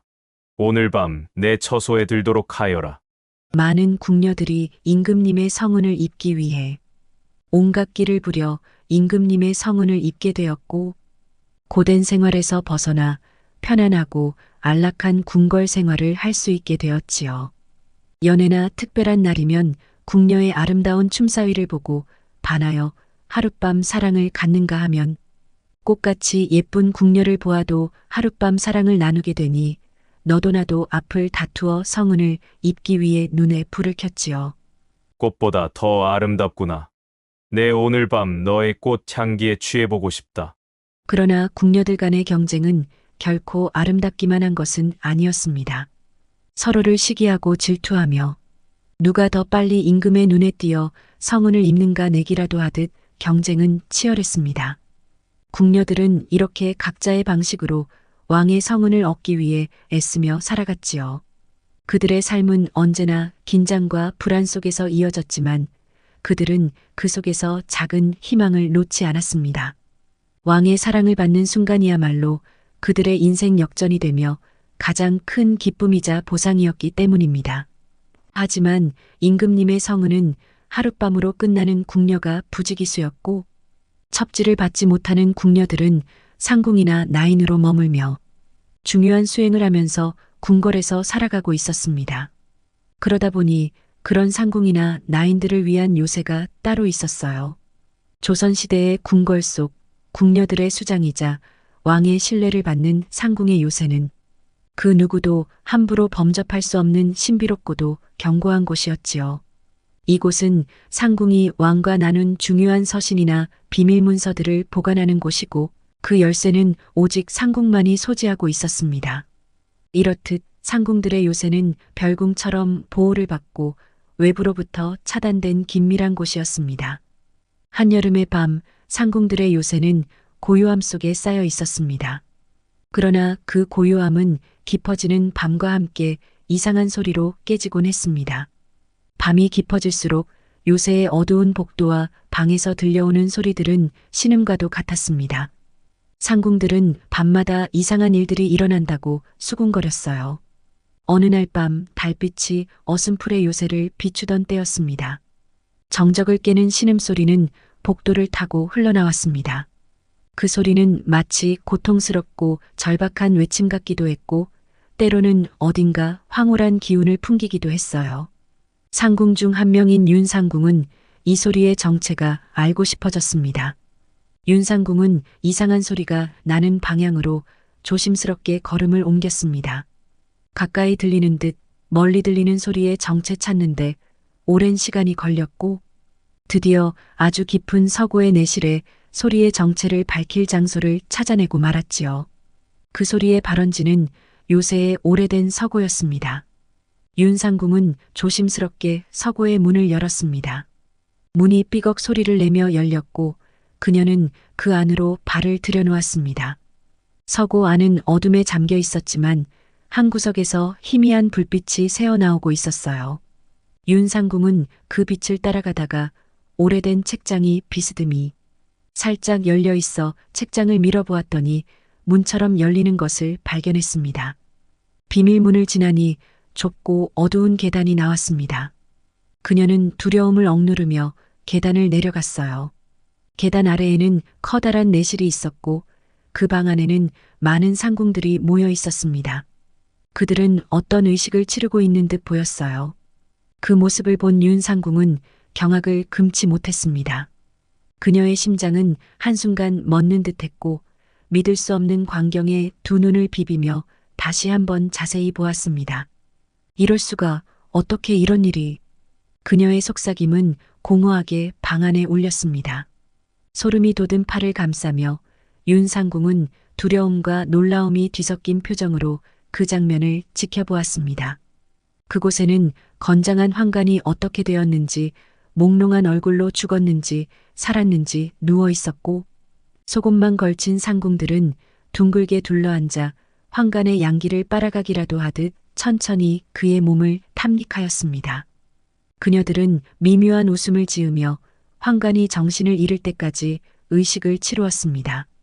며칠 굶은 동물이 먹이를 발견한 것처럼 환관의 몸을 시선으로 탐닉한 궁녀들은 호리병 같은 것에서 나오는 연기를 돌려가며 맡고 있었고, 흐뭇한 표정을 지으며 서로에게 야릇한 눈빛을 전했어요. 궁녀들의 야릇한 시선을 한 몸에 받은 환관의 그곳은 부풀대로 부풀어 여인들의 마음을 더욱 황홀경으로 이끌어 주었고, 그 야릇하고 미묘한 황홀경의 의식이 끝나자 환관은 그대로 초주검이 되어버렸습니다. 문틈으로 흘러나오는 야릇한 향기는 밖에 있는 윤상궁까지 몽롱한 기분을 들게 했지요. 결국 윤상궁은 더 이상 그곳에 있을 수 없었습니다. 그녀는 한 걸음 한 걸음 뒷걸음질 치며 서고를 빠져나왔습니다. 심장이 미친 듯이 뛰고 있었고 온몸에 식은땀이 흘렀습니다. 윤상궁은 처소로 돌아와 부들부들 떨면서 그 장면들을 하나씩 하나씩 꺼내어 되새김질하였습니다. 윤상궁 역시 임금님의 하룻밤 성은으로 끝나 산의 맛을 느껴본지라 그들의 의식이 그저 스쳐 지나가는 생각으로 남을 수만은 없었습니다. 윤상궁은 술씨만 넘으면 자신도 모르게 발길이 서고로 향했고, 매일 밤 일어나는 의식을 몰래 지켜보면서 왠지 모를 만족감과 스릴 같은 오묘한 느낌을 같이 느끼게 되었습니다. 그리고 그 의식에 참여한 상궁들의 얼굴빛은 점점 생기가 넘쳐났습니다. 그들의 피부는 고운 빛을 띠며 건강해 보였고 눈은 더욱 반짝였습니다. 한상궁님, 요즘 얼굴이 더 좋아진 것 같아요. 무슨 좋은 일이 있으세요? 윤상궁이 한상궁에게 은근히 말을 건넸습니다. 정말 그래요? 네. 예전보다 훨씬 활기차 보이세요. 비결이 있는데 윤상궁, 박상궁 내 비밀을 알려줄까요? 한상궁은 비결의 정체를 알려주겠다며 한쪽으로 윤상궁과 박상궁을 데리고 갔습니다. 윤상궁은 짐짓 놀랐습니다. 이미 그들의 의식을 알고 있는 터라 그 의식에 윤상궁을 초대하면 어떻게 해야 할지 속으로 난감해하며 한상궁을 따라갔습니다. 윤상궁, 박상궁 우리가 매일 밤 모여서 회의를 하고 큰 의식을 치르는데 글쎄 남자의 정기를 받는 의식이라우. 그 의식을 받으면 그렇게 몸이 가볍고 마음속에 쌓여있던 복잡하고 무거운 감정들이 싹 없어지면서 생활에 활기가 생긴다니까. 두 상궁님도 그 의식에 참여하고 싶으면 말하세요. 내 큰 상궁 마마님께 청탁을 넣어줄 테니 아마 그 의식에 참여하는데 이패비가 1000냥이니 의식에 참여하고 싶으시면 1000냥을 준비하여 저에게 말씀하세요. 한상궁은 그렇게 의식에 대한 이야기와 이패비 1000냥이 있다는 말까지 상세히 알려주었습니다. 윤상궁은 이미 알고 있는 터라 돈 1000냥의 이패비를 내면서까지 참여하고 싶은 생각이 없었으나 귀가 얇은 박상궁은 한상궁 말에 혹하는 것이었습니다. 박상궁은 당장 이패비 1000냥을 마련하기 위하여 고민하였습니다. 지난번에 노론파 김삼겸이 장희빈의 중전 복귀를 위하여 서고에서 비밀 문서를 빼내어 달라는 부탁을 받았지만 목숨이 걸린 문제인지라 거절했었는데 돈을 마련할 방법은 그것밖에 없음을 알고 박상궁은 은밀히 김삼겸을 찾아갔습니다. 박상궁 마마, 야심한 밤에 웬일로 찾아오셨습니까? 네, 긴밀히 김대감께 의논드릴 일이 있어서 왔습니다. 의논이라니요. 혹여 지난번 제가 부탁드린 일을 하겠다는 말씀이십니까? 네, 대감. 헌데 제가 급전이 필요해서요. 그런 거라면 얼마든지 걱정하지 마세요. 휘빈 마마께서 다시 복귀만 되신다면 각상궁 마마님이 부귀 영화는 당연히 따라올 것입니다. 당장 필요하신 금액이 얼마이십니까? 우선 1000냥이면 됩니다. 1000냥쯤이야 바로 드리지요. 여기 있습니다. 여기. 내가 원하는 문서가 무엇인지에 대한 구체적인 지시 사항이 적혀 있어. 그 문서는 요새에 보관되어 있으며 곧 임금님께 올려질 것이오. 임금님께 올려지기 전에 필사를 하여 나에게 주시면 됩니다. 알겠습니다. 보름 안에 필사하여 갖고 오겠습니다. 그가 건넨 두루마리를 박상궁은 조심스럽게 받아들었다. 차가운 손끝에 두루마리의 표면이 닿자 그녀는 이 모든 일이 현실임을 실감했다. 이제 돌이킬 수 없다는 사실이 머릿속을 가득 채웠다. 그렇게 마련한 천냥의 입회비를 내고 박상궁도 그 요새에 들어가 꿈 같은 시간을 보내며 황홀경에 빠졌습니다. 박상궁은 요새의 느낌을 피부로 느끼며 황홀경에 빠지는 반면 윤상궁은 밤이 되면 자기도 모르게 발걸음이 서구로 향했고 그 의식을 은근히 즐기고 있었습니다. 그렇게 궁궐은 조용한 듯 평화로워 보였으나 임금을 모시는 내시부에서 젊고 건장한宦관들이 하나둘씩 사라지기 시작했지요. 처음에는 우연의 일치라고 생각했지만 시간이 지날수록 실종되는宦관의 수가 늘어남에 따라 궁궐 내에 불안과 공포가 퍼져나갔지요. 이 사건을 해결하기 위해 내시부의 최고 책임자인 천상선이 나섰습니다. 천상선은 실종된宦관들의 기록을 검토하기 시작했습니다. 그들은 모두 젊고 건장했으며 주로 밤에 사라졌다는 공통점이 있었습니다. 몇몇宦관들은 실종된宦관들이 사라지기 전날 밤 이상한 소리를 했다고 전했습니다. 임금의 성은을 받은 상궁들이宦관들을 불러내 은밀히 뇌물을 주며 가까이 친분을 쌓는다는 소리를 했다고 하였습니다. 하지만 궁궐에서宦관과 상궁은 서로 중요한 역할을 맡고 있어 긴밀한 관계를 유지할 수밖에 없으며 왕실의 비밀을 공유하고 중요한 정보를 주고받는 역할을 했습니다. 그러니 그것만으로는 상궁들을 의심하는 단서가 될 수가 없었지요. 상선은 은밀히 무예가 뛰어나고 민첩한宦관 몇 명을 불러 그동안 수집한 내용을 알리고 계획을 세웠습니다. 환관들은 들어라. 그동안 사라진 환관들은 모두 젊고 건장했다. 사라지기 전 이들은 특정 시간대에 별궁 근처에서 목격되었으며 모두 최상궁과 접촉했다고 하니 사라진 환관들의 행방을 찾기 위해 우리는 특정 전략을 써야 한다. 너희들은 최상궁과의 자연스러운 접촉을 시도하고 그녀가 너희 중 한 명을 별궁으로 초대할 때까지 기다리거라. 절대 혼자 행동하지 말고 서로 긴밀히 뒤를 밟아 위치를 보고해야 할 것이다. 예. 상선 어른. 내관들은 결의를 다졌습니다. 한편 권례에宦관들이 없어진다는 어수선한 소문에 별궁 상궁들은 몸을 사리며 조금 더 은밀히宦관을 유인해야 했습니다. 언제나 미모가 출중하고 요염한 자태를 뽐내는 최상궁은宦관들에게 더 친근하게 다가가기 위해 개인적인 접촉을 시도했습니다. 그녀는宦관들에게 작은 선물과 함께 다정한 메시지를 전달했어요. 박내관 항상 고생이 많으십니다. 박내관, 내 박내관의 노력과 충성을 항상 보고 있소. 기회가 되면 윗전에 고하여 큰 상을 내리게 할 것입니다. 마침 상선이 명령을 내린 박내관에게 최상궁의 작업이 들어갔고 박내관은 못 이기는 척하며 김상궁의 호의를 받아주면서 네, 감사합니다. 상궁 마마님 뭐 어려운 일이 있으시면 소인 놈을 불러주십시오. 기꺼이 도와드리겠습니다. 옳거니 이놈 봐라.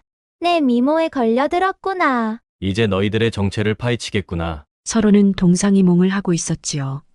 이윽고 최상궁의 은밀한 접촉이 시도되었습니다. 박내관, 우리 이 외로운 궁궐에서 서로 의지하고 외로움도 달랠 겸 가끔 만나서 술이라도 한 잔 기울이면 어떻소? 요즘은 참 마음이 허하오. 궁 안에서 매일 이런저런 일들로 분주하지만 가끔은 그저 사람이 그립다는 생각이 들어. 우리처럼 혼자 지내는 이들에게는 그런 시간이 참 많지 않겠소? 저도 그렇습니다. 상궁마마. 저도 이 궁궐에서 오랜 세월을 지냈지만 가끔은 참 외롭다는 생각이 들곤 합니다. 내 생각이 맞구려. 그래서 오늘은 그저 우리 둘이 서로 이야기를 나누며 마음을 나눌 수 있으면 좋겠다고 생각했소. 외로운 마음을 혼자 감당하기보다는 이렇게 가끔 만나서 서로 의지할 수 있는 것이 되면 어떻겠소? 최상궁 마마 같이 아름다우신 분이 이런 제안을 해주시는데 마다할 사내가 어디 있겠습니까? 이 궁궐 안에서 누구와도 쉽게 마음을 나누기 어려운 법인데 마마와 함께라면 외로움도 한결 덜할 것 같습니다. 그러니 앞으로는 자주 만나 서로 이런저런 이야기를 나누며 시간을 보내면 어떻겠소? 이렇게 마음을 나눌 상대가 있다는 것만으로도 우리 삶이 조금은 덜 고될 테니까. 최상궁 마마께서 불러주시면 소인 언제라도 달려가겠습니다. 최상궁의 제안을 받으니 박내관도 내심 마음이 설레었습니다. 그러니 내관들이 최상궁의 플러팅에 안 걸릴 수 없었겠지요. 박내관 오늘 저녁에 은밀히 할 이야기가 있으니 별궁 앞에서 술시에 잠시 볼 수 있을까요? 그럼요. 마마님, 술시에 뵙겠습니다. 최상궁의 작업이 이루어졌고 드디어 내관들의 잠적의 원인을 알아내기 위한 계획이 실천에 돌입했습니다. 박내관과 다른 내관들은 모든 계획을 짜서 준비하고 술시를 기다렸습니다. 박내관님 여기에요. 김상궁님 벌써 나오셨네요. 네, 이리 따라오시지요. 여기는 별궁이 아닙니까? 소인이 들어가도 되겠습니까? 걱정 마시어요. 손을 써놓았으니 별일 없을 것입니다. 조용히 따라오시면 됩니다. 서고의 깊은 내실로 들어서자 촛불이 은밀하게 깜빡이는 그 공간에서 최상궁은 술병을 꺼내며 박내관에게 미소를 지었다. 오늘은 우리 둘만의 시간이요. 아무도 방해할 일이 없으니 마음 놓고 이야기를 나누고 술 한잔하면서 편히 쉬면 되겠소. 박내관은 차분하게 고개를 끄덕였다. 궁궐 생활 속에서의 긴장감이 이곳에서만큼은 사라진 듯했다. 두 사람은 평소와 달리 마음을 열고 서로에게 의지하는 분위기였다. 그렇다면 오늘은 편하게 한잔하면서 그동안 쌓인 이야기나 풀어봅시다. 내실에 이런 아늑한 공간이 있는 줄 아무도 모르겠어요. 이 공간은 아무나 들어올 수 있는 곳이 아니랍니다. 접지를 받은 몇몇 상궁들만이 아는 은밀한 곳이지요. 술잔이 몇 차례 오가면서 둘의 대화는 점점 부드러워지고 서로의 외로움을 나누며 긴장감이 풀리기 시작했어요. 최상궁은 조심스럽게 책상에서 작은 호리병을 꺼냈습니다. 그 호리병은 신비한 향기를 풍기는 독특한 물건이었어요. 박내관, 이 호리병을 보시겠소? 이 안에는 아주 특별한 향이 담겨 있소. 이 향을 맡으면 마음이 한결 가벼워지고 외로움도 잊게 된다 하더이다. 우리 이 향기를 함께 맡아볼까요? 박내관은 호리병을 보며 고개를 갸웃했어요. 이 향기는 무엇이기에 그리 특별하다는 것이오. 한번 맡아봐도 괜찮겠소? 최상궁은 조심스럽게 호리병의 뚜껑을 열고 박내관에게 향을 맡게 했습니다. 그 향기는 부드럽고 은은하게 퍼져나가며 방 안을 가득 채웠어요. 박내관은 그 향기를 맡으며 왠지 모를 기묘한 기분이 들기 시작했습니다. 머리가 서서히 무거워지는 느낌과 함께 모든 것이 흐릿해져 갔습니다. 이 향기 참 희한하군요. 뭔가 정신이 혼미해지는 것 같은데. 최상궁은 술잔을 다시 채우며 박내관에게 건넸어요. 그녀는 부드럽게 웃으며 그를 지켜보았지요. 이 향기는 마음을 편하게 만들어주오. 아무 걱정도 없이 술 한 잔을 더 마시면서 그저 편하게 이 순간을 즐기면 돼요. 박내관은 몽롱해진 정신으로 그녀가 건넨 술잔을 받아들었습니다. 향기와 함께 섞인 술은 그를 더욱 취하게 만들었어요. 그의 머릿속은 점점 더 흐려지며 몸을 제대로 가누기 어려워졌습니다. 눈앞의 풍경이 뿌옇게 번지며 모든 소리가 점점 더 멀어져 갔어요. 최상궁과 박내관은 서고로 들어갔고 다른 내관들은 들키지 않게 조용히 담을 넘어 뒤를 따랐습니다. 내관들이 나무 뒤에 숨어 동태를 살피는 와중에 또 한 사람의 발소리가 나더니 윤상궁이 서고로 들어가는 것이 아닌가. 환관들이 이상한 낌새를 느끼고 뒤를 밟았으니 윤상궁은 아무것도 모른 채 어두운 서고 안으로 들어갔습니다. 서고 안은 어둠에 잠겨 있었지만 한 구석에서 희미한 불빛이 새어나오고 윤상궁은 그 빛을 따라가다가 오래된 책장을 비밀문처럼 열고 들어갔습니다. 비밀문을 지나니 좁고 어두운 계단을 내려가 작은 방 앞에서 윤상궁은 발을 멈추었고 들어가지 않고 조용히 그 안을 숨죽이고 들여다보는 것이 아닌가. 이상하게 생각한 환관들은 우선 윤상궁을 밖으로 데리고 나가기로 결심하여 윤상궁의 입을 막고 밖으로 나와 상선 앞에 무릎을 꿇렸습니다. 그동안의 행적을 은밀히 보고받은 상선은 윤상궁을 문초했습니다. 그 안에서 어떤 일이 벌어지고 있기에 자네는 문 밖에서 엿보고 있었는가? 소인은 아무것도 모릅니다. 다만 그 안에서 기이한 일들을 상궁 라인들이 벌이고 있어 잠시 엿본 것뿐이옵니다. 무엇이라 기이한 일이라. 그게 무엇이더냐? 소인의 입으로 차마 말을 못하겠사오니 직접 가서 보심이 좋을 듯합니다. 박내관이 위험하옵니다. 윤상궁의 말을 들은 상선과 내관들은 상궁의 요새 별궁으로 한 걸음에 달려갔습니다. 마침 내관들이 별궁의 은밀한 창고에 들어갔을 때 박내관은 여러 상궁에 둘러싸여 하나씩 옷이 벗겨지고 박내관은 아무런 저항 없이 그 의식 속으로 빨려 들어가고 있었습니다. 몽환한 의식을 치르던 박내관은 가까스로 구출되었고 어둠이 짙게 깔린 밀실 내부의 은밀한 또 다른 곳에 차가운 달빛이 밀실의 작은 창을 통해 희미하게 스며들었습니다. 밀실은 한기가 느껴질 만큼 서늘하고 고요했습니다. 그 고요함 속에서 그동안 실종된 환관들의 시신이 무참히 널브러져 있었습니다. 눈을 뜨고 보기에도 경악스러운 광경이었습니다. 이로써 그동안 환관들의 실종 사건이 일단락되고 그곳에 연루된 모든 상궁과 나인들은 궁에서 퇴출당하거나 사약을 받고 죽음을 면치 못했습니다.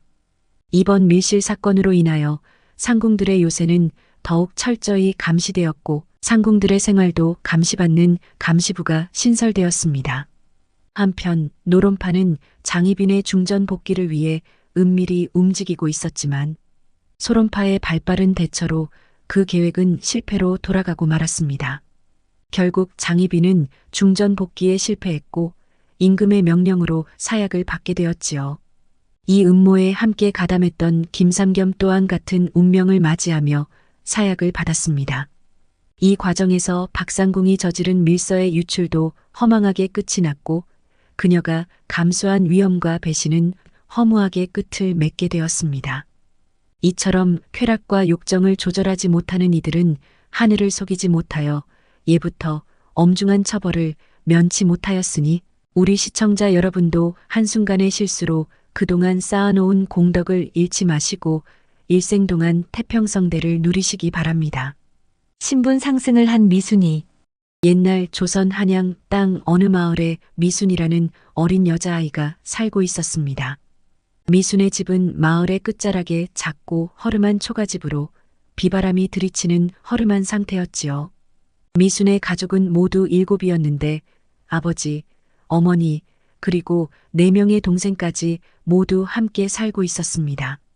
미순이 아버지는 과거 시험 준비를 위해 글 공부에만 몰두하는 몰락한 양반이었습니다. 그는 낮이나 밤이나 조그만 탁자 앞에 앉아 글을 읽거나 글쓰기를 하며 과거 시험의 합격으로 집안을 일으키겠다는 큰 포부를 가지고 있었지만 30이 넘도록 초시에도 합격을 못하고 생계에는 전혀 도움을 주지 못하였습니다. 그리하여 가족의 생계는 미순 어머니의 몫이었지요. 어머니는 아침 일찍 일어나 마을 부잣집이나 양반가의 집에서 바느질, 빨래, 청소, 밭일 등을 도왔습니다. 온종일 고된 노동에 시달리면서도 품삯은 형편없어서 겨우겨우 먹고 살기에도 빠듯했습니다. 미순의 동생들은 4명이나 되었으며 모두 나이가 어리고 먹을 것이 부족해 늘 배가 고팠습니다. 동생들은 울거나 떼를 쓰는 일이 잦았고 가장 어린 동생은 아직 젖을 떼지도 못한 아기였고 어머니는 남의 집 일을 하느라 집을 비우는 일이 잦아 미순이 돌봐야 했습니다. 미순의 가족은 하루하루가 힘겨운 삶의 연속이었습니다. 어머니가 품삯으로 받아온 약간의 반찬과 보리밥이 전부였습니다. 추운 겨울에는 누더기가 너무 얇아 몸을 떨기가 일상이었습니다.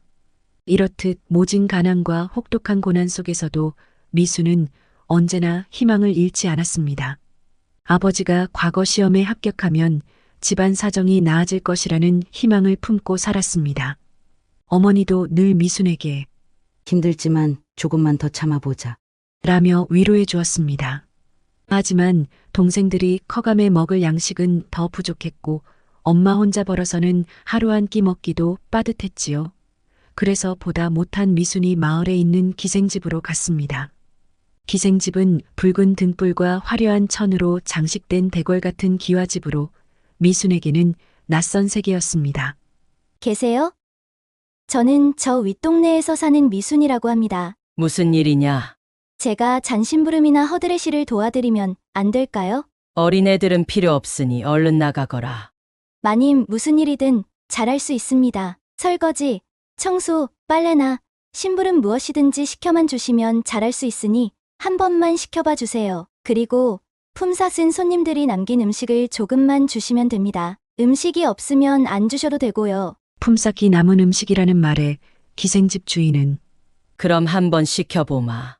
하며 미순이가 일을 할 수 있게 해주었습니다. 미순은 기생집에서 닥치는 대로 일을 하였습니다. 설거지며 방 청소를 하고 기생들의 옷을 정리하는 등 쉬지 않고 눈치껏 열심히 도왔습니다.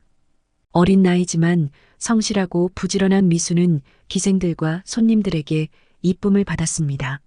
손님들이 남긴 음식을 가져가는 것은 미순에게 큰 기쁨이었습니다. 평소 집에서는 먹기 어려운 고기나 맛있는 반찬을 얻을 수 있었기 때문입니다. 누이 오늘은 무슨 음식을 갖고 왔어? 허기진 동생들은 일을 마치고 오는 미순을 잠도 안 자고 기다렸다가 미순이 갖고 오는 음식으로 배를 채우고 잤습니다. 와, 오늘은 빈대떡을 가지고 왔네. 맛있는 음식을 동생들은 허겁지겁 달려들어 먹고는 곤히 잠들었습니다. 그렇게라도 동생들의 배고픔을 달래줄 수 있어 미수는 즐거웠습니다.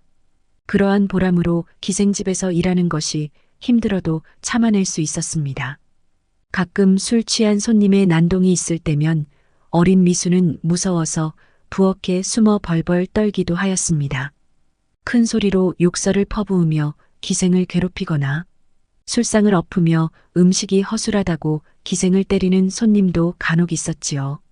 기생집의 높은 벼슬을 지닌 양반이 방문하는 날에는 좋은 음식이 많이 만들어지고 그런 날은 맛있는 음식이 많이 남아 동생들의 배를 든든히 채울 수 있었습니다.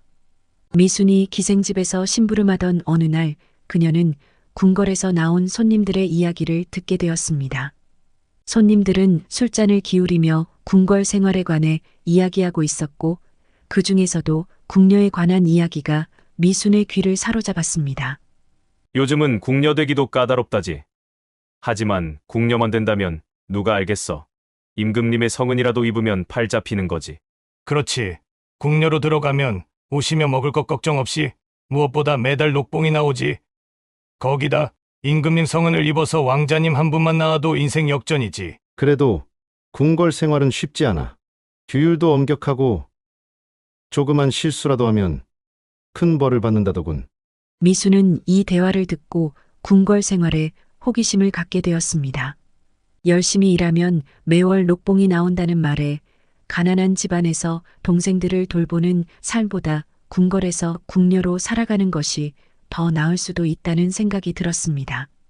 그녀는 결심하고 기생집 주인에게 궁궐에 들어갈 방법을 알려달라고 간청하였습니다. 마님, 저도 궁궐에 들어가 궁녀가 되고 싶은데 어떻게 하면 궁녀가 될 수 있을까요? 미순아, 궁궐 생활은 쉽지 않단다. 규율도 엄격하고 조금만 잘못해도 큰 벌을 받는다더구나. 알고 있어요. 하지만 제가 궁궐에 들어가서 일을 하면 제 가족이 밥을 굶지는 않고 살 것 같아서요. 기생은 미순이 가족을 위하는 마음이 기특하여 궁궐과 연이 닿는 손님에게 미순을 궁녀로 들여보내줄 것을 부탁하였습니다. 며칠 후 기생의 도움으로 드디어 미순은 궁궐로 들어가게 되었습니다. 가족들은 미순이 궁궐로 들어간다는 말에 모두 슬퍼하며 궁궐로 들어가면 누이와 함께 살 수 없어 안 된다고 동생들은 미순이 붙들고 가지 말라고 울고 매달렸습니다. 하지만 가족들을 위해서 미순이 궁궐을 들어가야 한다고 동생들을 달래고 미수는 궁궐로 가게 되었습니다. 미수는 궁궐로 가는 길이 설레기도 하고 두렵기도 하였습니다. 새로운 생활이 그녀를 기다리고 있었지만 그녀는 가족을 위해서라면 무엇이든 해낼 수 있다고 자신하였습니다. 궁궐에 도착한 미수는 궁궐의 여러 가지 규칙과 엄격한 규율을 배웠습니다. 매일 아침 일찍 일어나 정해진 일을 하고 규칙을 엄격히 지키며 생활하는 것이 처음에는 어렵기도 했지만 미수는 잘 적응해 나갔습니다. 매일 새벽에 일어나 비몽사몽 잠결에 물통을 들고 빨래방으로 향했습니다. 궁궐의 빨래는 항상 수북이 쌓여 있었고 미순의 손은 매일 쉴 틈이 없이 빨래를 하여 항상 물에 불어있고 거칠었습니다. 그래도 따뜻한 밥을 먹고 따뜻하게 잘 수 있어서 주어진 일만 열심히 하면 된다는 생각과 하루하루 힘든 일을 오로지 가족 생각으로 버틸 수 있었습니다. 미수는 궁녀로서의 생활을 시작한 지 한 달 만에 그렇게 고대하던 녹봉을 받게 되었습니다. 미순이는 너무 좋아 한 푼도 안 쓰고 집에 있는 어머니에게 보냈습니다. 그렇게 녹봉이 들어오면서 집안의 살림은 조금씩 나아지는 듯 보였습니다. 동생들은 더 나은 음식을 먹을 수 있었고 어머니도 좀 더 편안한 생활을 할 수 있었습니다. 하지만 행복은 오래가지 않았습니다. 미순의 동생 민식이가 친구들과 어울리다 큰 사고를 쳤습니다. 동네 저작거리에서 물건을 훔치다 발각되어 상인에게 붙잡혀 심한 매질을 당하고 물건값을 3배로 보상해 내지 않으면 관가에 알려 옥살이를 시키겠다고 하는 것이었습니다. 미수는 이 소식을 듣고 매우 놀랐습니다. 동생이 그런 짓을 하고 다니고 매를 맞고 또 물건값을 3배나 보상을 해주어야 한다는 말에 할 말을 잃었습니다. 궁궐에서의 녹봉으로 간신히 나아지던 살림이 다시 어려워졌습니다. 그녀는 빚을 갚기 위해 더 열심히 일했지만 빚은 좀처럼 줄어들지 않았습니다. 가족을 위해 조금이라도 더 보내려 애썼지만 녹봉만으로는 역부족이었습니다. 미수는 마음 깊은 곳에서 점점 희망을 잃어갔습니다. 궁에 들어온 지도 7년이란 세월이 흘러 미순이 나이 19살이 되었지만 미순이 애당초 생각했던 것보다 크게 나아지는 것은 별로 없었으니까요. 그녀는 이 가난에서 벗어날 수 있을까? 하는 의문을 품었습니다. 매일 고된 노동의 삶은 그리 나아지지 않고 모든 가족은 미순이만을 바라보며 살고 있고 그 부담이 정말 힘에 겨웠습니다. 어느 날 미순은 몸은 고단한데 잠이 오지 않아 대궐대나무가 우거진 정원에서 조용히 앉아 기도하였습니다. 깊은 밤 대나무는 삭삭 바람에 스쳐 흔들리고 대나무 잎사귀들이 내는 소리는 마치 조용한 속삭임처럼 들렸습니다. 바람이 조금 세게 불어오면 대나무 숲은 더욱 큰 소리로 응답했습니다. 휘싸. 대나무들이 바람을 타고 리듬을 타듯 흔들리는 소리는 음악이 되었고 고요한 밤을 채웠습니다. 그 소리는 고단한 미순이에게 마음의 큰 위로가 되었고 그 소리를 들으며 두 손 모아 기도하는 미순에게 삶의 희망과 안정을 찾으려는 간절함이었습니다. 하늘이시여 우리 백성을 굽어 살피시어 임금님께서 건강하시고 나라가 평안하기를 바라옵니다. 우리 가족 모두가 건강하고 행복해지길 비나이다. 어머니께서는 매일 힘든 일로 고생하시는데 부디 건강을 잃지 않으시길. 아버지께서도 글공부에 전념하시어 장원급제를 할 수 있게 도와주시고 그리고 동생들이 잘 자라서 더 나은 삶을 살 수 있기를 간절히 바랍니다. 미순의 기도는 매일 이루어졌고 미순에게는 그 시간이 제일 조용하고 편안한 시간이 되었습니다. 그러던 어느 날 한 선비가 늦은 밤 산책을 하다가 이 대나무 숲 앞에서 기도하는 미순을 발견하였습니다. 선비는 고운 달빛 아래서 간절히 기도하는 그녀의 모습에 이끌려 가까이 다가갔습니다. 이 늦은 시간에 여기서 무엇을 하는 것이요? 선비는 조심스럽게 물었습니다. 미수는 화들짝 놀라 뒤를 보는 순간 달빛에 비친 선비의 모습은 온화한 표정으로 미순을 바라보고 있었습니다. 이 대나무 소리를 들으며 기도를 하면 마음이 편안해지고 하루의 고단함이 풀리지요. 오호 그렇소. 그래 무슨 기도를 하는 중이요? 늘 백성을 위해 정사를 보시느라 고생하시는 임금님과 백성의 평안함과 우리 가족의 행복을 위해 기도하고 있었습니다. 거참 마음씨가 깊은 궁녀군요. 내 밤늦게 일하다 고단하여 산책하던 길인데 궁녀님의 모습을 보니 나도 마음이 절로 편안해집니다. 감사하옵니다. 제가 한 것도 없는데요. 이렇게 밤에 대나무 소리가 주는 편안함을 궁녀님 덕분에 새롭게 느낄 수 있구려. 내 다음에도 몸이 고단할 때 이리와 궁녀님과 함께 대나무 소리를 들어도 되겠소. 네 선비님, 이곳은 제 것이 아니오니 누구라도 와서 머물 수 있는 곳이랍니다. 그 후로 선비는 자주 대나무 숲을 찾아 미순과 함께 두런두런 이야기를 나누고 기도도 하며 시간을 보냈습니다. 미순은 선비의 따뜻한 위로에 큰 힘을 얻고 선비 역시 미순의 간절한 기도와 달처럼 밝은 미소에 마음의 휴식을 찾으며 편안한 시간을 갖는 장소가 되었습니다. 시간이 갈수록 선비는 미순의 따뜻한 마음에 호감을 느끼게 되어 더 자주 대나무 숲을 찾았고 복잡한 정치를 하다가 달빛에 비친 연꽃처럼 밝고 해맑은 미순의 얼굴과 간절한 기도 소리를 들으면 마음마저 편안해져 선비는 그런 미순이와의 시간을 자주 가졌습니다.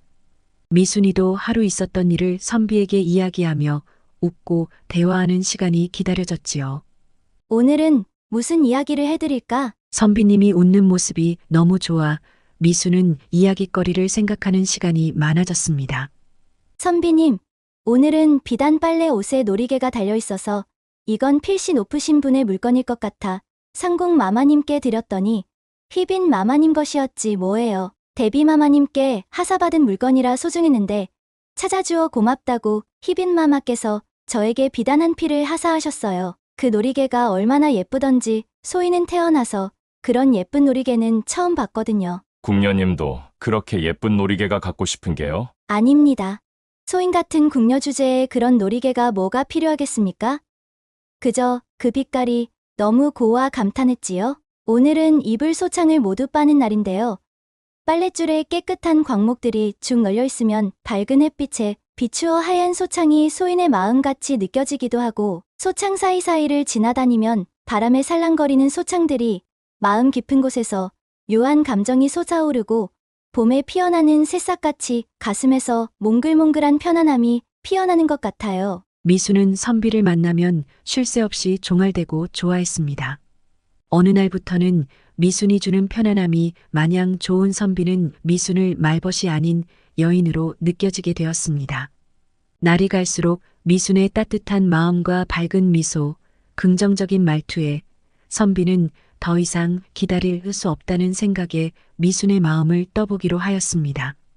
내 궁녀님하고 이렇게 이야기 나누고 함께 한 시간이 오래되었으니 궁녀님이 바라는 것이 있으면 한번 말해보시오. 소인 같은 미천한 것이 바랄 것이 뭐가 있겠사옵니까? 왜 바랄 것이 없겠소? 소인은 선비님과 시간을 같이 하면서 많은 것을 배웠습니다. 어릴 때부터 집안이 어려워 열심히 일해서 하루하루 먹고 사는 데만 득급했는데 자애로우시고 학식이 넘치시는 선비님을 만나면서 조금이나마 격을 맞출까 하여 글 공부도 하고 책을 통하여 학문을 익혔습니다. 선비님께 얻은 것이 너무 많습니다. 참으로 기특한 궁녀구려. 어려운 환경에서도 글 공부까지 하여 나와의 만남을 더 유익하게 힘썼다 하니 참으로 본받을 점이 많은 궁녀로구나. 이렇게 칭찬해 주시니 몸둘 바를 모르겠습니다. 내 그 현명하고 밝은 모습을 좀 더 가까이에서 두고 보고 싶소. 무슨 말씀인지요?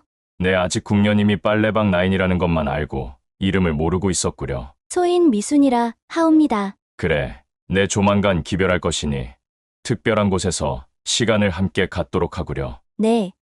선비님.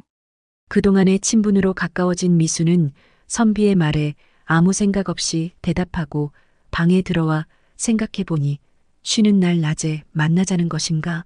뭐지? 하면서 의아한 생각을 하다 잠이 들었습니다. 그리고 며칠이 지나 대전 상궁이 미순을 찾아왔습니다. 내가 빨래방 소주나인 미순이더냐? 그렇사옵니다. 나를 따르거라. 갑자기 높으신 상궁 마마님의 부르심에 놀란 미순은 무슨 영문인지 몰라 두근거리는 가슴으로 상궁을 따라갔습니다. 혹시 소인이 무슨 잘못이라도 지었습니까? 아니다, 따라오면 알게 될 것이다. 상궁을 따라간 미수는 목욕관으로 들어갔고 미수는 깜짝 놀랐습니다.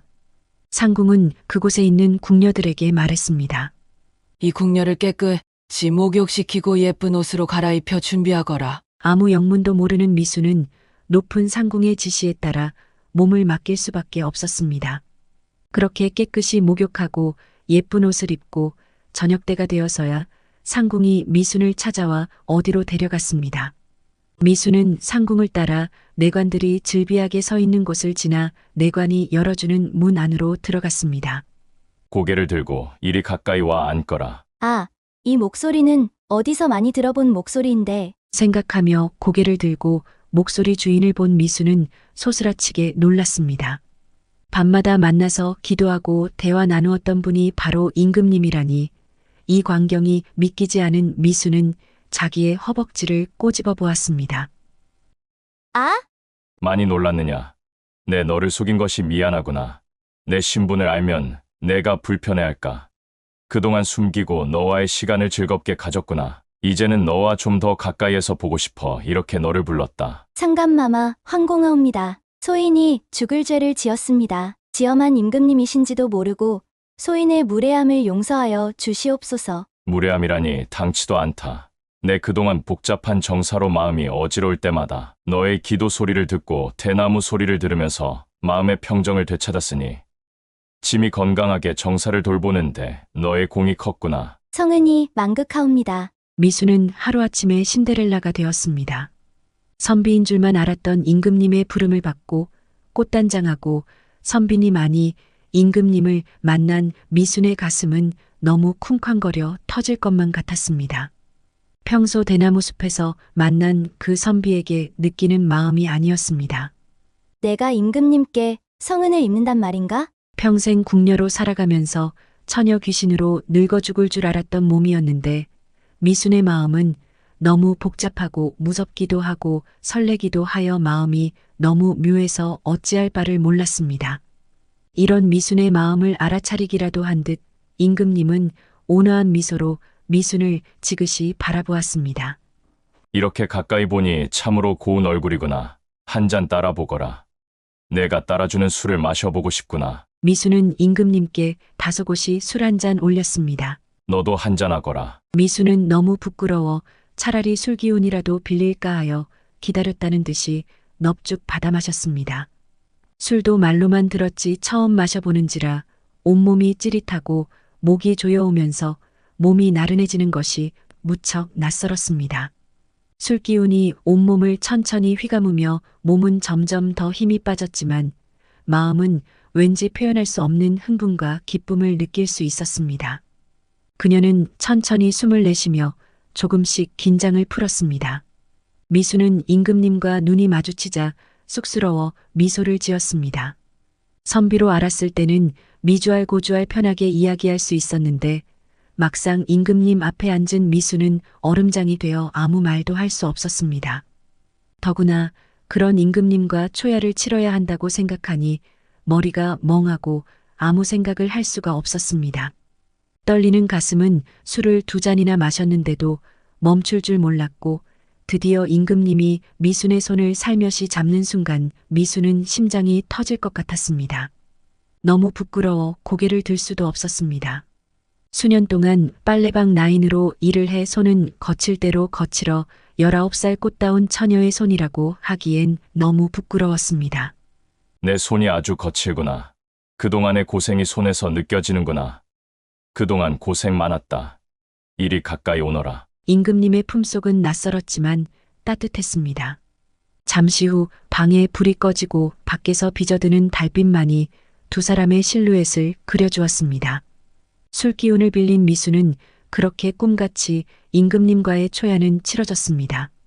비몽사몽 수줍음으로 초야를 보낸 미수는 임금님 보기에 너무 부끄러워 얼굴을 들 수가 없었고 그런 새색시 같은 미순이 임금님은 너무 귀엽고 앙증맞았습니다.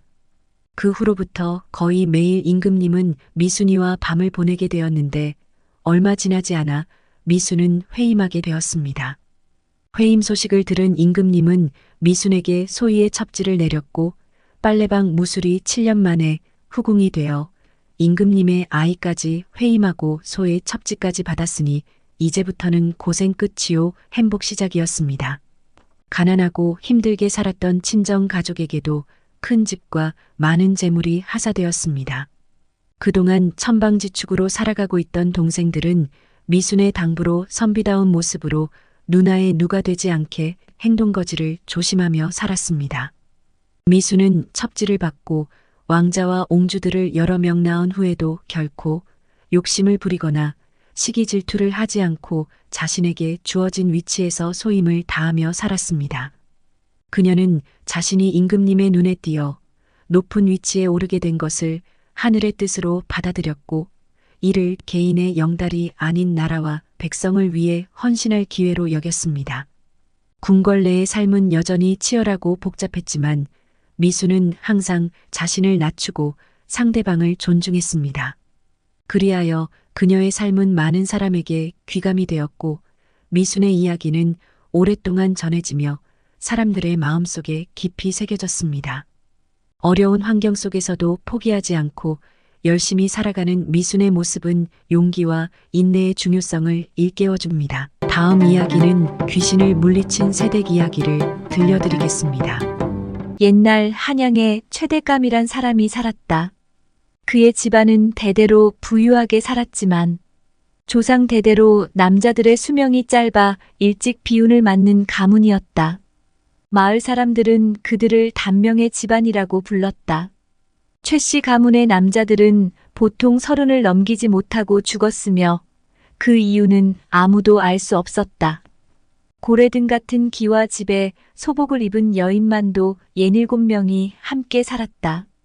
아주 오래전 최씨 가문의 조상인 최선비는 개국 공신으로 큰 공을 세워 왕으로부터 막대한 재물과 토지를 하사받았다.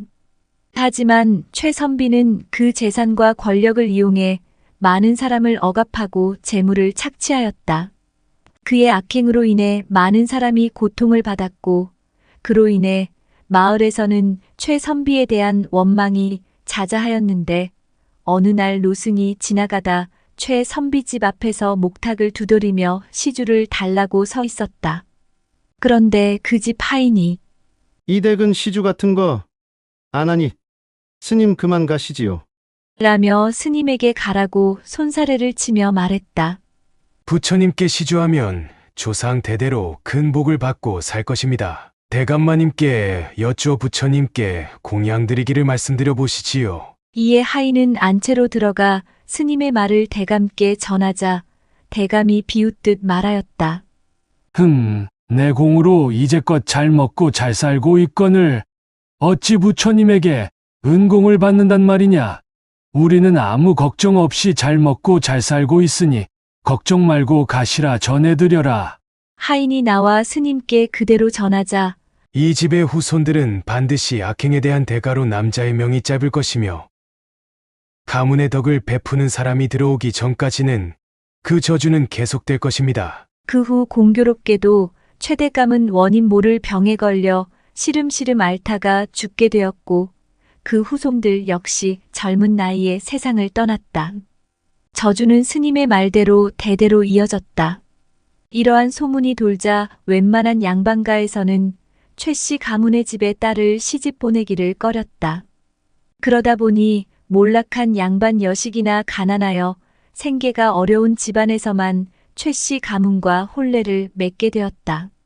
남자들이 단명하자 최대감의 여인들은 조상님을 모시는 정성이 부족하다 생각하여 집안의 제사나 조상신에게 재물을 바치는 것을 중요한 의식으로 여기고 조상들의 영혼을 달래는 의식에 더욱 정성을 다하였다. 해마다 봄, 가을로 조상신에게 재물을 바치고 한 달에 2-3번 이상은 기본으로 조상께 제사를 지냈다. 아주 성대하게 제사를 지내다 보니 재물까지 얹어 쌓아놓는 바람에 점차 수입은 줄고 씀씀이는 커지게 되어 가세는 점점 기울 수밖에 없었다. 한번 차려지는 제사상은 온 가족과 친지, 하인들까지 며칠을 먹을 만큼 음식을 하였다. 각종 비단옷까지 지어서 제사에 올리니 웬만한 재력가가 아니면 몇 년을 버티지 못할 것은 자명한 일이었다.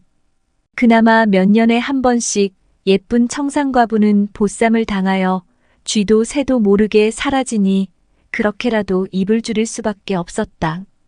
이 집에 청상과부가 많다는 소문이 퍼지자 다른 지방의 미색을 밝히는 호라비 양반이 과부를 보쌈해 가는 일이 종종 있었다.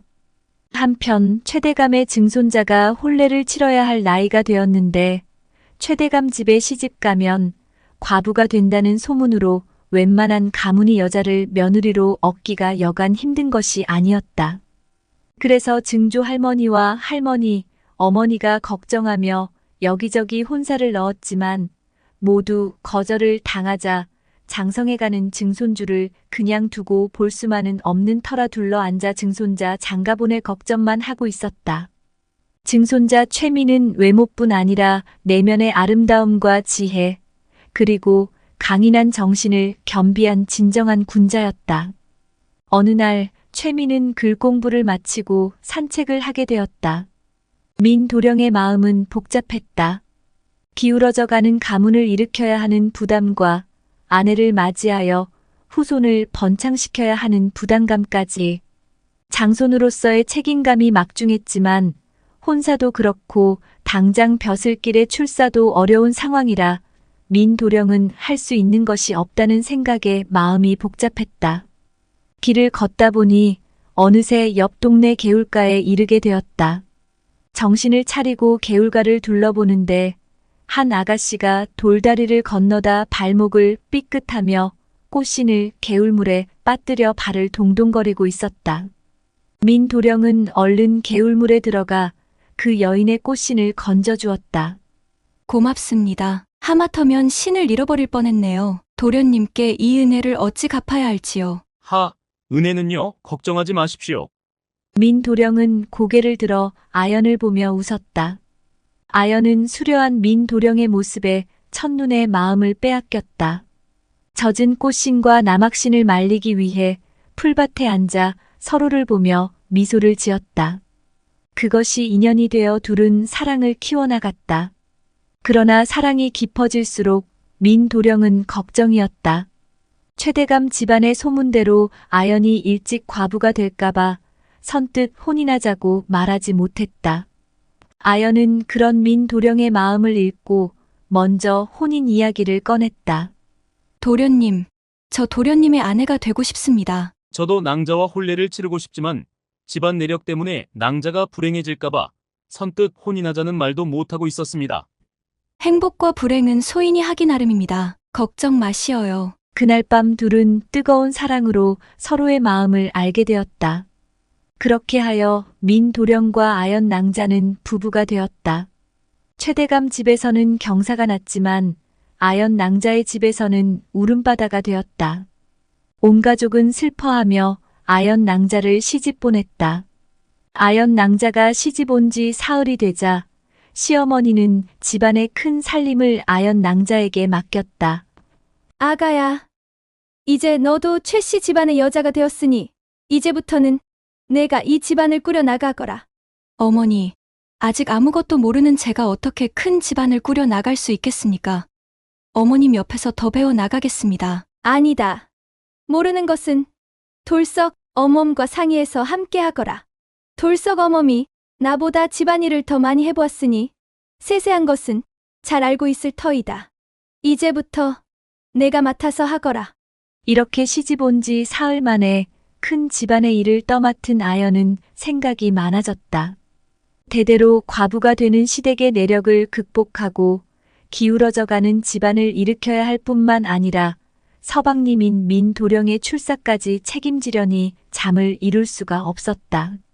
아연 아씨는 무슨 방도가 없을까 고민하며 밤마다 집안 구석구석을 돌아다녔다. 그러던 중 늙은 종들의 방을 지나갈 때 두런두런 이야기 소리가 들려 잠시 그 방 앞에서 발걸음을 멈추게 되었다. 태아 씨가 이 큰 살림을 어떻게 잘해나갈지 모르겠네. 에고, 잘은 그만두고 청상과부나 안 되었으면 좋겠구먼. 우리 잘생긴 서방님 어서 빨리 후사나 봐야 할 텐데. 걱정이구만. 내 어릴 때 할아버지한테 들었는데 할아버지 아버지 때부터 이 댁의 종으로 살았다지 뭔가. 그때는 땅이며 온갖 재물이며 둘째라면 서러울 만큼 많았다는데 하루는 스님이 문 앞에서 시주를 해달라고 할 때 대감께서 문전박대를 하여 스님이 돌아가면서 그러시더래. 복을 짓지 않으면 이 집 남자들은 단명할 것이야 라고 하면서 사라졌다는 거야. 아, 그런데 그 말이 떨어지기가 무섭게 대감마님이 영문도 모르게 시름시름 앓더니 돌아가시고 그 뒤로 이 댁의 서방님들은 30을 넘기지 못하게 되었다는 거야. 그런 사실을 주인마님은 아는지 모르는지 지금에 와서 우리 같은 종놈이 무슨 방법으로 무슨 말을 하랴마는 복을 지어야 한다고 하는데 지금에 와서 어떻게 무슨 방법으로 복을 짓는단 말인가. 가세가 더 기울어지면 언제 우리도 이 댁에서 나가야 할지 모르니. 어여 잠이나 자세. 내일 일찍 일어나 일을 해야 하니. 이 말을 우연히 듣게 된 아연 아씨는 서둘러 방으로 들어왔다. 그리고 어떻게 하면 복을 지을지를 생각했다. 우선 민도령님의 장원급제를 위해 결단을 내렸다. 서방님도 아시다시피 제가 이 집안의 곳간 열쇠를 어머님으로부터 물려받고 고심 끝에 이 집안을 일으켜 보리라 마음먹었습니다. 우선 서방님의 출사가 급선무이니 서방님은 글 공부를 위해 암자로 떠나십시오. 3년 열심히 하셔서 과거 시험을 치러보심이 어떠신지요? 실소. 내 부인과 떨어지기 실소. 내 여기서 열심히 할 터이니 암자로 가란 말은 하지 마시오. 나약한 말씀 하지 마시고 오로지 글 공부에만 전념할 수 있도록 박서방과 함께 내일 암자로 떠나십시오. 내 박서방에게 떠날 차비를 일러두었습니다. 아내의 말을 듣고 민도령은 떨어지지 않는 발걸음으로 암자를 향했다. 다음 날 돌석 어멈이 아씨에게 말했다. 아씨, 아무개 날에 귀신에게 굿하는 날입니다. 어떻게 준비할까요? 그건 어떤 귀신이란 말이냐? 무슨 일로 굿을 드리느냐? 이 귀신을 모시는 일은 선대부터 해왔습니다. 해마다 봄가을에 2차례 재물을 마련해 제사를 지냈습니다. 지성을 드리면 집안이 평안하고 그러지 않으면 재앙이 연이어 일어나니 그만둘 수가 없답니다. 한 번 제사를 지내는데 들어가는 비용이 얼마나 되는가? 돌석 어멈은 아씨가 새로 들어와 이전에 있었던 일에 대하여 잘 알지 못하리라 생각하여 일일이 설명하면서 셈을 더 많이 늘려 대답했다. 올해는 더욱 후하게 대접할 것이니 온갖 재물을 다른 때보다 2배 이상 마련하거라. 돌석 어멈의 2배 되는 셈대로 돈을 내어주니 돌석 어멈은 뛸 듯이 기뻐하며 물러갔다. 늙은 시할머니가 그 얘기를 듣고는 매우 근심하며 탄식했다. 우리 집안이 전부터 귀신에게 치성드리느라 가세가 점점 기울었는데 양반의 자제로 글 공부를 해서 지혜롭게 아껴가면서 살림을 꾸려 나갈 것 같아 맡겼거늘 아껴 쓰기는커녕 2배나 늘려 제사를 준비하다니 이토록 세상 물정이 어두우니 우리 집안 망할 날도 얼마 남지 않았구나. 제삿날이 되어 깨끗이 주변 청소를 하며 음식을 차려놓고 비단옷, 다양한 의복도 넉넉하게 준비했다. 아연 아씨는 정갈하게 옷을 차려입고 직접 한글로 제문을 지었다. 사람과 귀신은 뒤섞여 살 수 없습니다. 소인이 시댁에 들어온 이상 관례를 모두 바꾸려 합니다. 이번에 성대하게 바치는 마지막 제사를 올려 그동안의 은혜에 감사를 드리고 이제 보내드리고자 합니다. 이렇게 쓴 제문을 다른 사람을 시켜 읽게 하려 하니 모두 두려워하며 감히 읽지 못했다. 할 수 없이 아연 아씨가 몸소 향을 사르고 꿇어앉아 제문을 다 읽었다. 그리고 제사 드리고 굿을 한 판 치른 다음 앞뒤로 잔뜩 쌓여있던 옷과 비단 등을 모조리 꺼내 마당 한가운데 쌓고는 계집종들에게 말했다. 이 물건들을 모두 태우면 귀한 물건을 마구 버리는 셈이니 그럴 수는 없다. 오래되지 않아 입을 만한 옷을 나부터 먼저 입겠으며 나머지는 너희도 모두 챙기도록 하게. 그런데 제물로 바쳤던 옷과 비단을 가지려고 하는 하인이 없었다. 너무 오래되어 썩은 것들만 태워버리려고 불을 가져오라 하니 모두 두려워 서로 얼굴만 바라볼 뿐 명을 듣지 않았다. 부득이 아연 아씨가 스스로 불을 가져왔다.